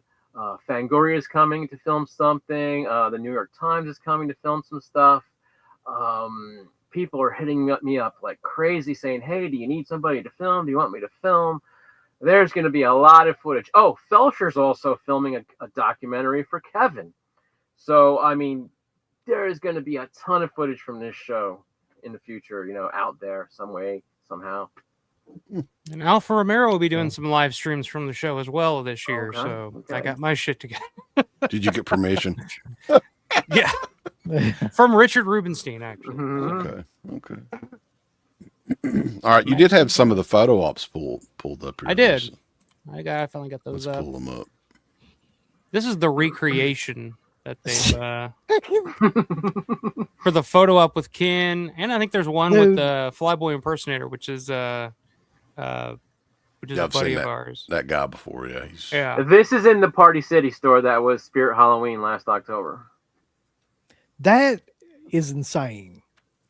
Like that, I don't even know how you begin to do something like that that's that accurate, or where you would get the shit. I mean, yeah, it's pretty fucking spot on. Yeah, I saw photos before you guys saw them on Facebook, and I was blown away. I'm like, holy shit, I love that. And like I said, I'm not even a big photo op guy, but yeah, like stuff like this is like what I want. Yeah, like, if you're going to pay for a photo op, I mean, you want to have something like this, something unique, not the prom picture. Yeah, not the awkward, Yeah, no, this is awesome. The glass case in between you and Susan Sarandon type of picture, with that. But yeah, I got a couple of the photos that I So found everyone here on watching, Facebook. you can get these photo ops. The tickets are on the website, thelivingdeadweekend.com. Go to that, and you can hit the ticket button and buy tickets. This is another one that's insane. It's gotten better. This is an early photo of the scene. Yeah, they've added to it. Like I said, this is another one that I got to do, especially if Richard France is going to be there in fucking the eye patch and dummy. Yeah, give me the dummies. Yeah, I'll take my money. Now, I can't recall, and I apologize if he's passed, but is David Crawford who's still around, or did he pass away? He's still around, but it's funny you ask about him. We always want him to be at the show. He's still local to Pittsburgh, and I asked him back in January, and he politely declined. There are a couple reasons why he's really not into appearing anywhere currently. But he has been asked, and he just doesn't want to. He's got all that white zombie money from that sound clip they used. Oh, yeah, sure. It gets up. I was wondering about David Crawford, if he was going to be there or not. Nope. This is a good one right here, too. Oh, the red carpet, yeah. Mm-hmm. I'm curious how they're going to do that. Like, surely she's not going to be acting like she's asleep, right? And you're going to be snuggled up next to her. Like, that'd be freaking killer. It's my turn with the coat. Might be, yeah. Well, they also got, because I also had just the whole list of photo ops brought up here from the website, but there were a couple in here that I am curious about, like, how the hell are they going to do? One in particular is the Scott Reiniger, John Harrison screwdriver gag photo op. Oh, I don't know anything about that one yet, so are they going to be? What that is. Are they going to be laying on the floor with with John on top of Scott, and he's going to be driving? Because it says here. I don't think that's going to happen. It's going to be probably stood up, and you just have them like posed, like it looks like they're on the ground. Okay, it says lightheartedly recreating the screwdriver gag, which is he's not going to be jabbing a screwdriver into John Harrison's ear or anything. Scott's not going on the ground. Yeah, that's what I was thinking. But yeah, that one's kind of cool. Of course, they got the this one they've done a couple of different times. The Savini and the screen used motorcycle sidecar. Yep. That's a popular one. Of course, the Hare Krishna photo op with Mike Christopher in the actual Hare Krishna get up, which is pretty cool. Even in the stuff, because he did that recently at a convention over in the UK, and he still looks like exactly like fucking the guy from the fucking 70s. You're just like, geez, he doesn't age. Kathleen Feeney is the zombie nun photo op. She's done that one before, I believe. She did the last time she was with us. There you go. So she'll be in the nun outfit. Of course, you got the Richard France TV studio set, the Ken Foray bank They're set, all which is killer. Yeah, is Ken going to be in that yellow tank top for this? No, I doubt it. The red carpet photo op with Galen. This one's interesting. The JCPenney's department store mall backdrop with Scott. I'm curious because they also have the garden wagon. Are they going to have Scott sitting in a garden wagon in front of a JCPenney storefront? We tried that before and it just didn't work out. So he's not going to get in the wagon. Okay.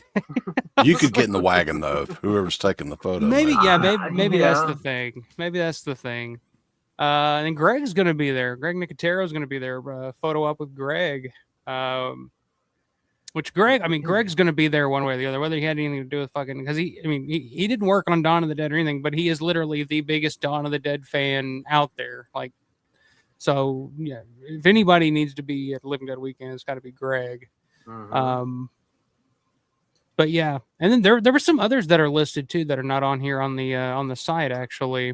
Yeah, there are zombie groups, like mall zombies and then non-mall zombies. There's also a SWAT group because we have so many of the SWAT guys. So that will be Scott Reiniger, Ken Forey, John Rice, Danny Bertha, and Jim Baffico. 5 SWAT guys. Yeah, Landrum, Matt Landrum was super excited about that one because he's got the outfit, he's got the fucking gas mask, and it's literally the only time you're ever going to get all those guys together for a photo opportunity ever. Because Baffico, this is probably his last appearance, I would guess. John Rice really doesn't do a whole lot, which of course John Rice is the guy for Initiate, is the guy that the young SWAT guy that shoots himself at the beginning of the film. That he's like, shoot it, man, shoot it in the head. The guy with the fucking shotgun. So yeah, that one's a cool one. There's just a bunch of different ones, and they're doing them both on Saturday and Sunday, correct? I believe so. Yeah. Yeah. So you'll be able to choose what day you want to do them. So yep. There will be a Michael Felcher photo op, but it's all throughout the whole weekend. If you see him, bring him 2 scoops, take the photo. You're good. Make sure you call him 2 scoops as much as you can too. Yeah. He'll be sitting by Tom Savini all weekend, I'm sure. And you ask him about the Purple People Eaters and all kinds of different things. King Frat, of course. Yeah, he's coming out with that soon. Max of the Dead, first time going /VIP. How's the mixer party? Well, it's one of the coolest things at the show because for a bunch of reasons. Number one, there's a lot of food. It's fully catered. There's beer and drinks also, including Iron City beer, of course, because you see it in the movie. And there's also a lot of fans there. And then a lot of the celebrities from the movie, from Dawn of the Dead, are there to mingle and hang out and talk, in a sort of relaxed setting, a lot different from being at their table, or you might feel a little rushed with other people waiting for autographs and such. This is not a place where you can get autographs. The party is cool and relaxed, and you can just hang out and talk to people, fellow fans, get to know people, and maybe even talk to the celebrities and people from the movie too, and get to know them a little bit in a relaxed atmosphere. Yeah, where else are you going to get shit-faced with John Russo? Yeah. He'll be in there. Pretty much everywhere. Like, really. You find him on the street. But on a serious note, though, this is not what somebody asked, like, do the guests really show up for the VIP? Yeah, like my experience is being like, they actually really do. Like, I know Nick Terrell was there. I mean, we make it mandatory for a lot of the bigger guests, who might want to just skip it. So it's in their contract, of course. But then a lot of people just want to be there too. Greg Nicotero, we don't have to give him any reason to be there. He'll just be there and he'll hang out and be cool with everybody because that's just how Greg is. But then there are some people that are older and they might want to leave a little early, so they might make an appearance, and then after about 10-20 minutes they might leave. But we get a lot of the people, our celebrity guests, to be at the VIP mixer party. Yeah, it's pretty cool. I never did the VIP for years until a couple of years ago, and it was the Return of the Living Dead. You guys had the people from Return of the Living Dead. Was it 2? Fuck yeah. Yeah, Tom Matthews, Miguel Nunez, or no, it was the Night of the Creeps. It was Night of the Creeps because it was Jason Lively, Right. was at that show, and I remember we were hanging out outside the mall waiting for everybody to come out of the VIP. That was the year that we drove Rosemary Rixey home. Right. But me and Will are just hanging out outside the mall waiting for everybody to come out, and I was sold because everybody coming out of the mall after the VIP was over was like, all the cast members from Night of the Creeps and all these people were coming out just fucking drunk, just laughing, staggering out of the mall. I was just like, what did we miss? Like, because usually like VIP, I'm just like, I'm just ready to go back to the hotel or something like that. But after that, I was like, yeah, we're gonna do that next year. So yeah, I done it every year since. So I had one. Okay, sure. Speaking of the VIP party, I'm going to tell you guys a story. I tell this to a lot of people over the years, but it's one of the most surreal things that ever happened to me at our show. Okay, I think it was 2018. We had our show at Monroeville Mall, and it was the 40th anniversary of Dawn. And about 30 minutes into the VIP party, Ken and Scott and Galen wanted to go back to the hotel, and I was like taking people back and forth that they needed at that point. So I go with them, and it's the coolest thing. I'm walking out with all three of them to my car. We're going up the escalator, and everybody's staring. I'm like, oh, this is cool. So then we get in the car, and we're talking, and this is the surreal part, okay? I have these three people who I have admired all my life, and I've loved this film all my life. They're in my car together with me, and we're talking about photo ops for the next day, okay? And the previous year, we had gotten Scott and Ken on the roof for photo ops, and we were going to have them again. And we're talking about this, and we're just talking about photo ops, and Galen says, well, you're not getting me up on that rough. So I start laughing because she says it just like in the movie, she's like, she says that line in the stairway. And I say to her, okay, I actually do your line from the movie. I take fans to that very stairway, and I say your lines. I say, Steven, let's get up to the roof. And then he says, we're not leaving those guys down there. And she immediately says to me, after I say the line, just like her, she's sitting next to me in the passenger seat. She says, and you said it like that? And I said, yep. And we all start busting out laughing. It was fucking hysterical. And it's something I'll always remember because I did the lines and they're in the fucking car with me and they're laughing at what I just did. Like, this is fucking surreal. It's one of the best memories I'll ever have from our show. That's great. Yeah, that's amazing. Yeah, you do a lot of airport runs, which is I'm jealous. I used to do more, but now not so much because we have a guy with an SUV, so he's taking on a lot of that sort of thing. But I used to do a lot. So I just want to do that, just go pick people up from the airport and just talk to them on the way there, I've had great experiences with Ken when we're driving like 45 minutes of traffic sometimes from the airport to the mall. I've been with Galen so many times. I'm comfortable with these people. Even I've taken Scott on the airport run to the mall and stuff. And one year, I had to get all three of them in the same day. It was Thursday before the show. First, it was Ken. I pick him up at like 3 in the afternoon. Takes like 45 minutes. It's great talking to him in the car. We get to the hotel. It's when the DoubleTree was still open. He says, "Hey, you want to get a drink?" I'm like, sure. So I go and have 2 drinks at the bar with Ken in the DoubleTree, and we're talking and all kind of personal stuff. He's like an amazing guy when you get to know him. I mean, I don't know what you think about him as an actor. He's amazing, of course, in these movies and stuff. But when you get to know him, he's a great guy too. So I had a good time hanging out with him. Couple drinks. Couple hours later, I have to go get Scott Reiniger at the airport. I get him, drive and talk with him for quite a while. We get to the hotel. He checks in. He's like, "You want to go to the bar?" I'm like, "Yeah, sure." So I end up having 1 or 2 drinks with Scott, and we're talking and hanging out at the bar. Okay, and then later on, I have to get Galen at like 10 at night or something. I bring her in. She gets checked in. She don't want to go to the bar, though. She goes to her room. But still, it was awesome. When you want to get to the bar. All 3 of these people, and I get to go to the bar with 2 of them at least, It's fucking. Well, you had enough to drink that day already, anyway. Yeah, So yeah. good. I would have had drinks with her though. You were shit faced by the time you went and got Galen. She was probably like, "No, I think you need to go home, dude. Like you're just swerving through fucking traffic." Yeah. It's a little known fact about Larry. He's all screwed up when he's doing them tours.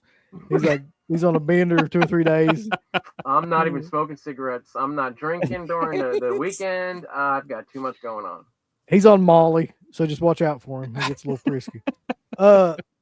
I think they made 2 posters this year. Are those included with the VIP tickets? They are, and the crazy thing is, I heard that there may be another poster or 2 that have not premiered yet, but don't quote me on that. I heard this, so there might be another variant or 2. Okay. Jeez, because the guys that did the 2 posters, Byron Winton and Michael Calandra, is that how you pronounce his last name? Yes. 2 really cool guys. They've done the posters for Living Dead Weekend. Either one of them have done the poster for Living Dead Weekend since its conception, I think, right? Pretty much, yeah. Yeah. So having both of them do a poster for this event, I think really makes a lot of sense. I own 2 of the original paintings that they did for us for our show program. I own Byron's for our Evan City show, I believe in 2017. It's got Bill Cardell and George Kusana on the cover and the farmhouse in the background. And then I also own Michael Calandra's the crazy sort of portrait painting for the 2019 Evan City show. So I got 2 of the original paintings. Awesome. Very cool. Yeah. I met Michael. He's a cool guy. I met him at a Horror Hound a couple of years ago, and we just talked about Romero for 30, 45 minutes. And I was looking, he has a lot of great stuff at his table. And he's going to have a table there. I think they're both going to have tables there. Yep. And just talking about some of the vendors, do you know of any of the vendors that are going to be there? Are there going to be any? Because I know, the Vinegar Syndrome store is open downtown. I'm planning on going because I didn't get to go in October, but I'm planning on stopping by there especially after I found out what they have there apparently about the Lanny Powers ashes. Yeah, I heard about that too. That's is weird. That actually there? Have you guys heard about that? No. So Lanny Powers is the guy that designed the original poster artwork for Dawn of the Dead. Yes, also Day of the Dead. And Day of the Dead. And apparently Vinegar Syndrome store has his ashes in the storefront window. In like a fucking urn or something. I wonder how that came about. I was going to say, I have so many questions. Yeah, about that. I got to see that. I'm like, what? So yeah, I got to get to the Vinegar Syndrome store. But what, like vendor wise, they usually have. Well, I'll tell you a couple. Well, of course, I'm going to be a vendor, so please visit my booth. I'm one of the few vendors that actually has wall space. The rest are, like I told you earlier, celebrities are going to be all on the outside of the sort of halls we have. And there's only 2 vendors who have wall space, me and Byron. The rest are all in the center of the rooms.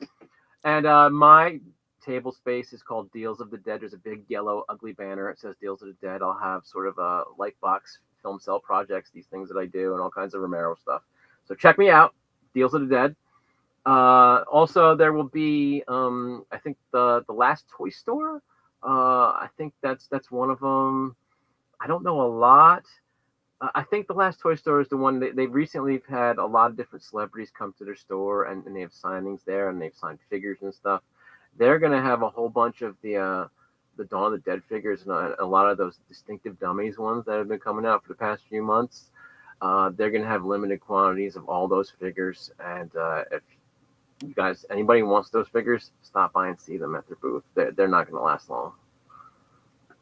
Yeah, I always piss around and miss out on those things. Every time I see them, I'm just like, I gotta get that. And then Monday, it's like literally you got to be there Monday morning. Mm-hmm. But once you start, or something crazy, you can't just get one, right? You got to get all of them. Nope. That's the problem. I've been addicted to them for like 3-4 years now. I can't stop. Speaking of which, though, I do have an extra Roger one that I am going to be bringing down there if anybody wants, or if that one gets around too. Because I ordered 2 of them one year like a dumbass, and I've got an extra one. So yeah, I think Tim Gross will probably be there too as a vendor. Yeah, I'm pretty sure. Yeah. Yeah, he's there like every year. He does Gross Fest and things like that too. Yeah. Trying to think who else I saw. Multiple times. Orbit's usually there. I think Orbit DVD is usually there. Severn's there sometimes. Yeah. I would think that definitely Severin, because one of their guys, he's local, so I know he'll be there. I don't know if the TerraVision guys are going to show up this time or not. What are they going to show up with?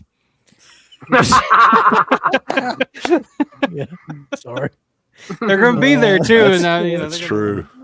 You're going to wait. They're going to have IOUs. Don't show up. Oh, Jesus. Anyway. There's new figures though that Walmart. I'm seeing people post the Day of the Dead figures. Have you guys picked those up yet? Listen to this. I got a story to tell you about that. Okay. Last week, this dude, some guy I know on Facebook, I should know his name, but I don't know him very well. But he hit me up and he said, "Hey, I work for Trick or Treat Studios. Do you want to do an unboxing video with those figures?" He's like, "I'll ship them to you." I'm like, okay, yeah, absolutely.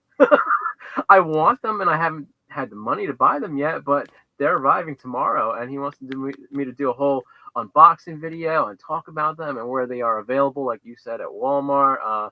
And I'm going to do whatever he wants since he's sending me the figures for free. Well, sure. Hell yeah.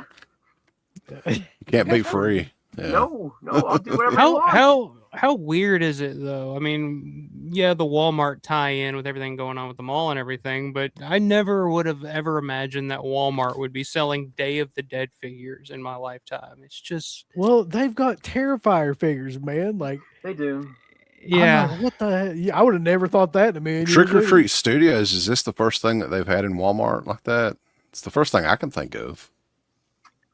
I'm not sure. It may be. I can't remember seeing anything Trick or Treat Studios in Walmart before. I know they usually have like some Chucky stuff, Terrifier, some of the more like pop culture type of horror stuff there. But Day of the Dead, it's just like, oh, okay, that's interesting. That's an interesting choice. But I see them everywhere. Like people are posting pictures all the time. It's just like, look, I found all these at Walmart, and I'm just like, wow, okay, that's pretty cool. Yeah, it looks like they did them right. I mean, I love how they're using the video art and all that with them. So, and then did you guys end up getting that Day of the Dead 4K?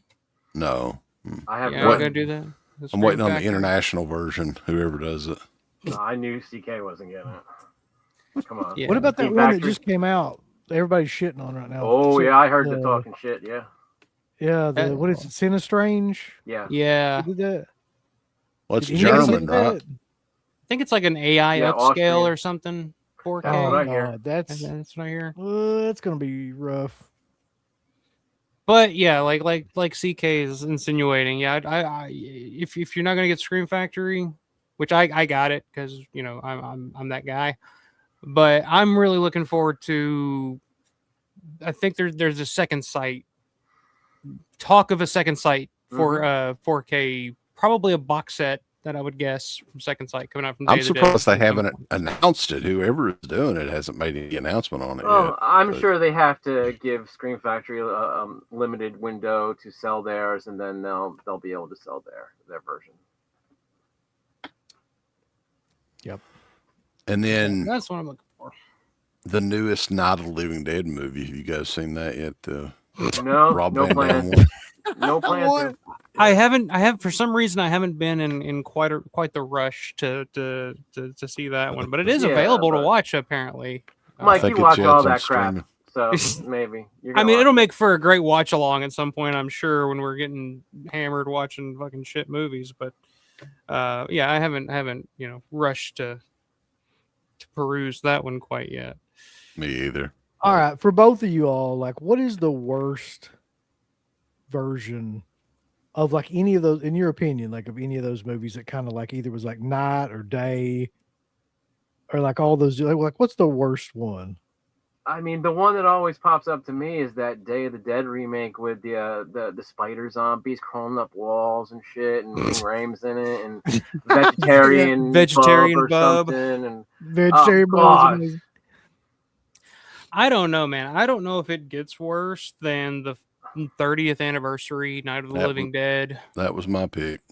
Like, just for what it does, it would be like taking Citizen Kane and like adding new scenes to that 30 years later. But the fact that the shit that they added is just as bad as it is. It's like, I get they were trying to like reclaim the rights to that thing or whatever they were going for, but that's just not the way to go about it. I do like some of the music in it. I've said in the past, some of the music that they've added to it is not the worst, but the movie in and of itself is, yeah. You didn't like Damien Demento in it? Damien Anton Demento. Anton LaVey, yeah. No, that one's hard to beat for me. Like, at least the Day of the Dead remake is funny and like just it's an enjoyable bad movie to watch, just to fucking laugh at, just because it's so bad. What about Day of the Dead 2 Contagion? I never even watched the full thing. I watched like the first 10 minutes and it was so bad I fell asleep. And I don't fall asleep during movies. I love movies. I watch them.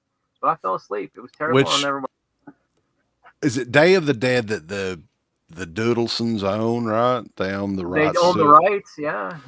So, like, the deal was with Anchor Bay when we talked to Felcher about it is they had to release Day of the Dead 2 Contagion as part of their agreement with the Doodlesons to release, to keep re-releasing Day of the Dead. Okay, makes sense.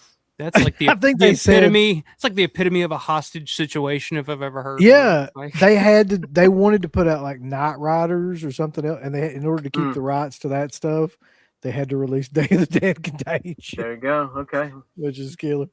God, that's just that idea. Go. And that they had, you remember the shitty artwork too, like just that's what I was gonna say. It looks like some shitty Photoshop artwork that somebody threw together at 2 o'clock in the morning. Evidently, according to Felcher, they had better artwork that they were going to use, but that was the theatrical poster. He said, "Oh, like, the theatrical." What theater played that movie? That's what I want to know. Yeah. No.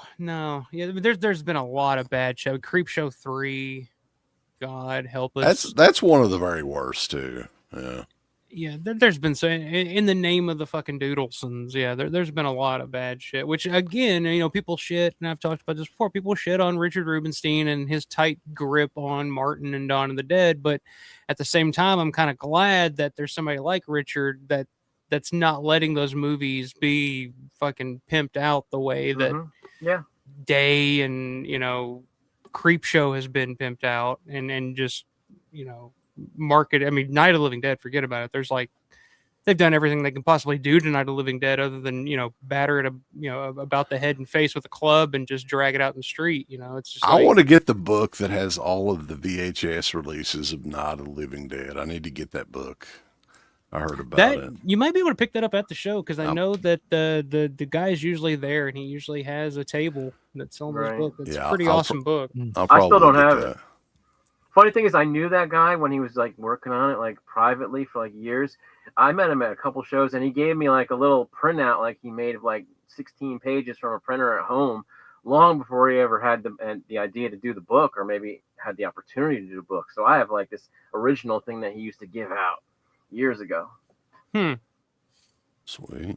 Very cool. Yeah, I don't have that either. I'm gonna have to pick that up too, just out of curiosity, because there's been hundreds and hundreds of releases of Night of the Living Dead going all the way back to the VHS days.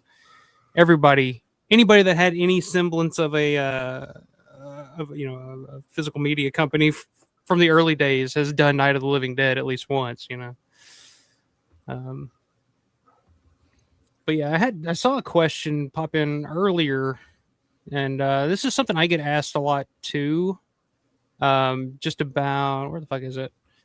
So with all the huge roster, this is from Glaken 77709. I don't know who that is. So with all the huge roster, what's the autograph and picture scene going to be like? I have something to say about that. Okay, of course, you Deadpit guys. Sweet. I hear you talking all the time. I watch all your shows, and you always talk about the autograph prices and how they're outrageous and all this stuff. And I hear you. I've taken this into account. Okay. So listen to this, and I did this with you guys in mind and with all the fans in mind. So I tell you, I deal with maybe 20 or something of our celebrity guests, and whatnot, maybe a little bit more, 25. And I created a plan for everybody to try to help the fans get something extra and maybe help them a little bit monetarily, and also not to get skipped because there's so many guests.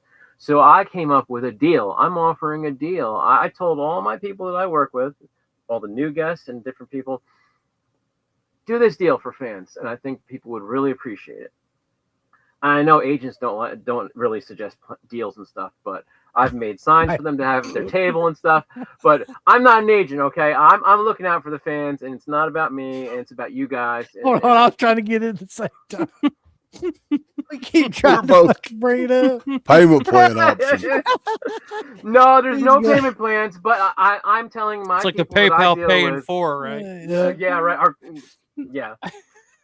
There's going to be a deal. So I've told all my $20 people, like I have a lot of the zombie people, they're not $40 like Wes always yells out. All these people are $40, not even the random zombies. No.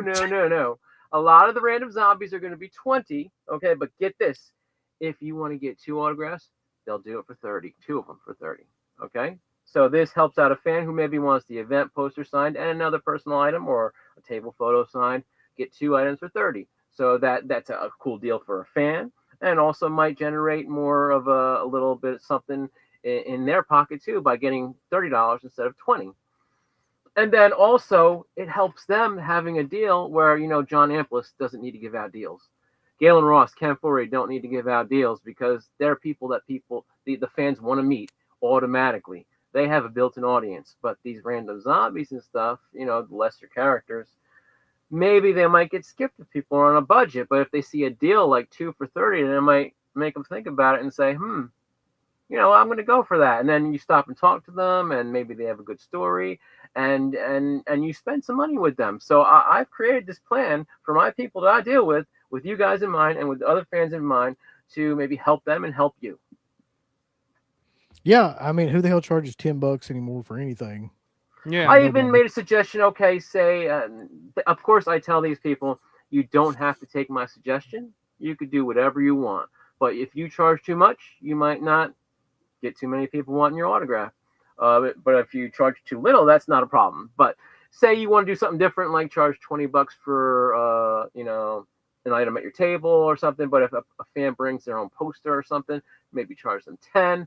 I just gave them all an email with a bunch of options and things to think about and what they can do, to maybe help them and help the fans all together. Everybody works together and, it works out positively for them. And then I'm going to tell you a big one. Okay. That's for the $20 random zombies, more or lesser characters. Well, I gave a suggestion to Jim Baffico, who was there with his wife. So that's Wooly and his wife, who plays 2 zombies. He's going to be super popular. Okay. You know that, right? So I suggested he be $40, which is still affordable, but not super crazy or anything. I also tell all my people, free photos at the table, selfie, whatnot, if you get an autograph. I don't want anybody charging for their photo with them. I hate that, just like you guys. I'm an old school person where you always got a free photo at the table if you got an autograph. Okay, so I suggest that to all my people. So now I have a new deal with Wooly, Jim Baffico, and his wife Joey. He's going to be the desirable one, but I don't want her to feel left out. So I said he's going to be 40, she's going to be 20. But if fans come by and they want to get a combo deal of both of them together, $50 for the 2 autographs. So that'll include her and maybe give a deal to the fans, and maybe she'll get more autographs sold that way instead of being skipped. So I'm trying to help everybody in some way, and it has nothing to do with me. I'm just trying to help the people, the celebrity guests, and I'm trying to help you guys, the fans. Yeah, I think that makes the most sense. And especially for somebody like Joey, is another person. She's kind of a blink and you miss her zombie too. So I don't know, man. To me, like she has one of the best squib shots in the fucking movie.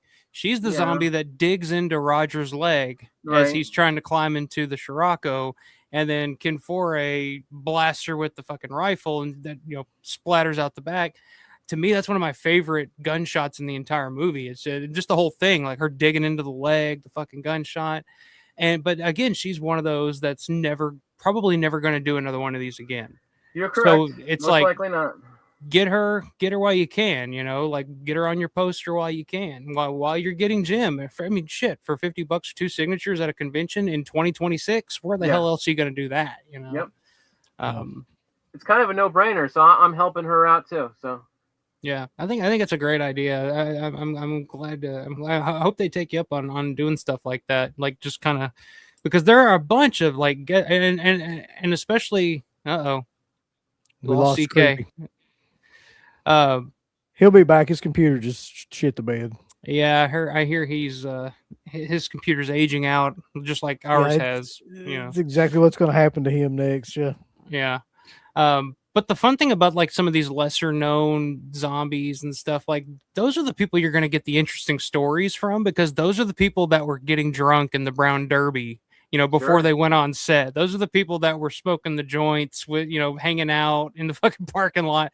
They got the stories that haven't been told a billion times. Like, yeah, it's great meeting Ken. It's great meeting Galen, but they do conventions. They've done interviews. They kind of know what stories to tell.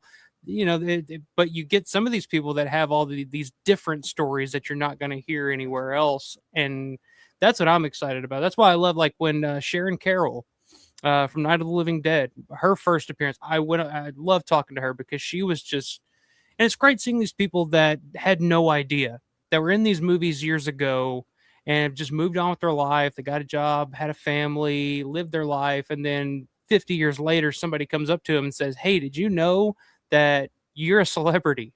And it's like when I met Sharon, she was like, I had no idea that all this was going on. Like, I had no idea that there were this many people that actually would care to have me sign something. And she was just blown away, and just hearing her stories, her recollections of being on the set of Night. Like those are the fun stories that you get to have. Like, just if you're a Dawn of the Dead fan, it's like those are the first time guests are where you're going to get those new stories, new perspectives on a movie you love. So yeah, I think that's a great idea. I'm glad to hear that. You okay, CK? I'm okay, but my internet isn't. So my internet has been going out like late. I don't know if they're working on it late at night or whatever, but it does this almost every night. So, but guys, it is a work night.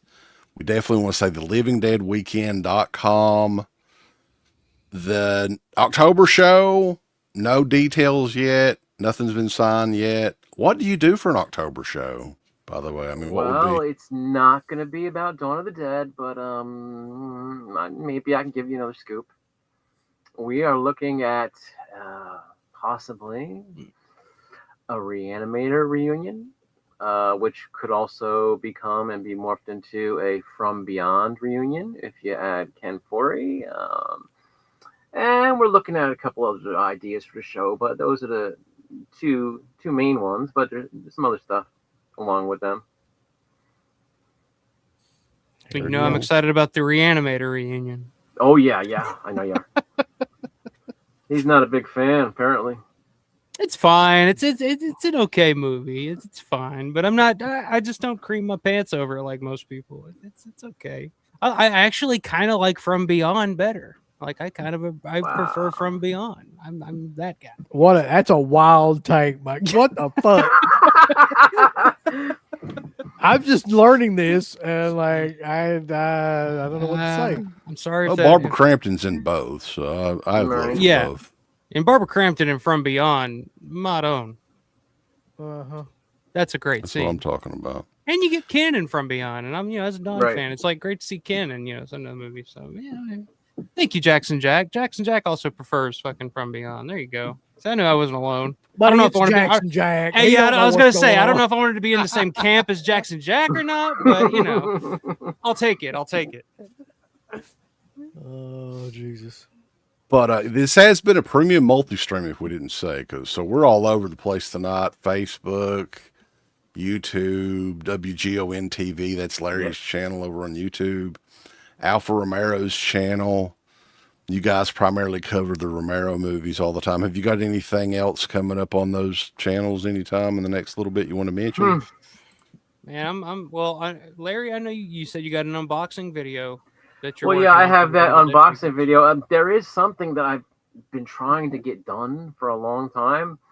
back in 2019, I went down to Fort Myers and Sanibel Island, of course, the filming locations of Day of the Dead, and I did a complete shot recreation of the beginning of Day of the Dead. Okay, and I did a whole walk and talk, whole thing of all this video footage and all this stuff, and I've never been able to put it together because I recorded audio separate from the video. It needs to be combined. I don't have the shit to do that. I gave all the footage to some guy last summer that I know, and he still hasn't gotten it together. But this is something for the future, and then I have all kinds of things I want to do and work on, but I'm always busy with Living Dead Weekend. But fortunately, or maybe unfortunately, depending on how you see it, if our show doesn't exist anymore, or if it's not at the mall, maybe I'll have free time to complete my projects and work on them and put them on my YouTube channel. I could do a lot of shit, but I just don't have the time. I know what he's going to do. He'll be in fucking Walmart and he'll be like, all right, now, before this was Walmart, they're out here. Aisle 4 over here where the, the tampons are. That's where, yeah, I can see that. I don't even like hearing you say that, though, man. Like, God, isn't that awful? Just think about Jesus Christ.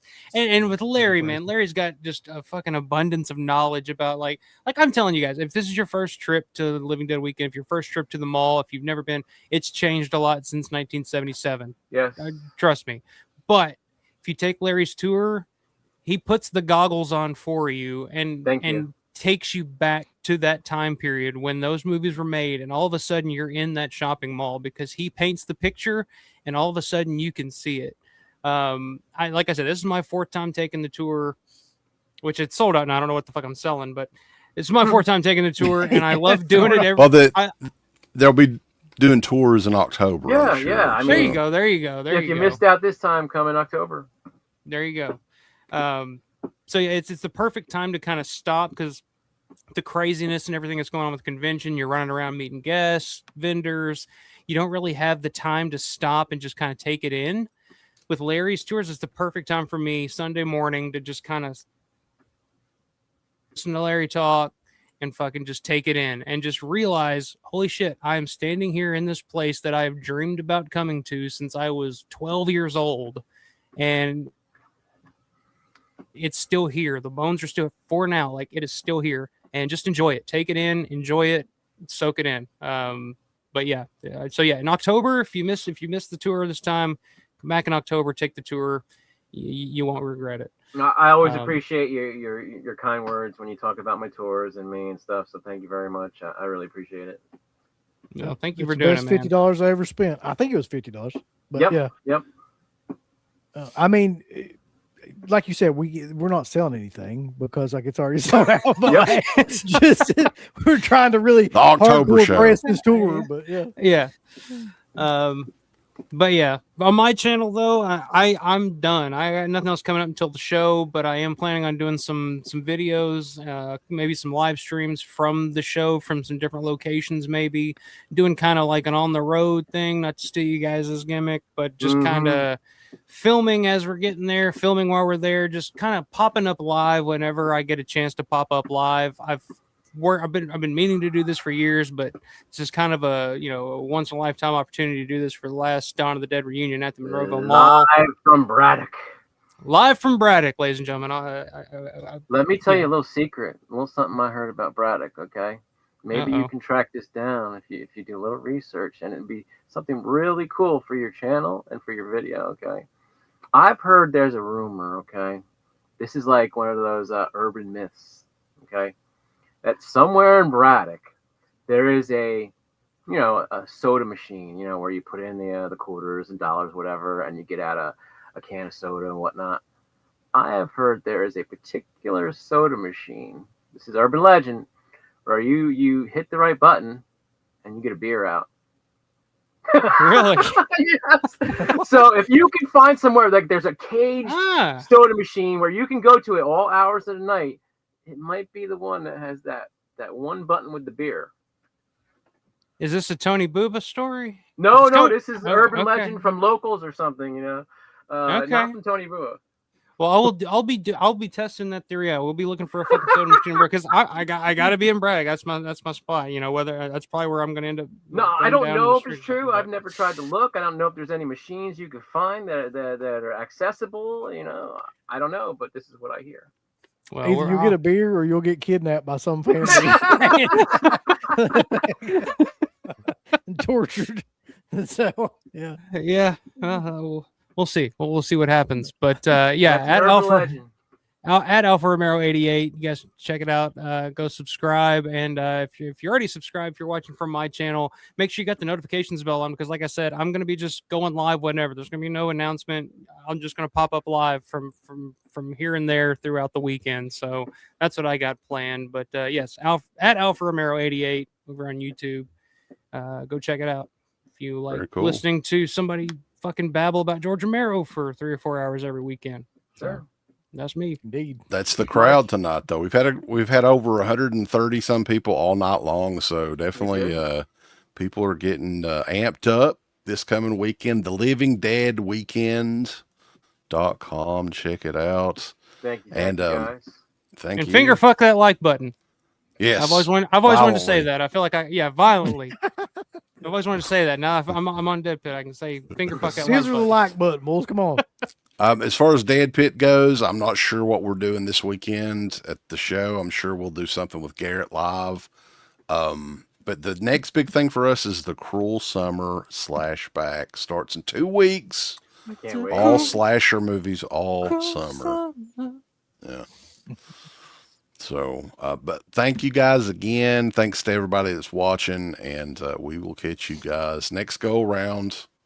See you all at the mall soon. Yeah, and at Deadpit.com. Stay scared. A big thanks goes out to our supporters over at Deadpit on Patreon.com. You can get hours upon hours of great content, right, Uncle Bill? There's so many hours of content. We've got reviews. We've got songs. We've got live streams. We've got exclusive streams. We've got non-exclusive streams. We've got streams with all kinds of celebrities and all kinds of different old shows from the past podcast, the initial incarnation of the show. All of that can be yours. Deadpit on Patreon.com. Show us a little bit of love. Give us some money because we definitely deserve it. That Patreon page is so killer that you'll rub your bird to it on a nightly basis. It's that good. You won't be able to contain yourself. You'll have to jerk your bird out and go crazy. I mean, that's how much content that we have. So much content that it's massive, and it will massively smack you in the face. You'll play with your bird so much, pretty soon you'll be looking around for somebody else's bird to play with. Hey everybody, it's your favorite Filipino bitch, Miss Slatko Fudd, telling you about shop.deadpit.com. Simply the best horror shirts. On TeePublic, there are others, but they all suck. And it's the best goddamn deal on horror shirts you will ever see. New shirts, old shirts, all the in-between shirts. God damn it, bulls, go over the shop.deadpit.com. You ain't down with that. You can go to fucking hell.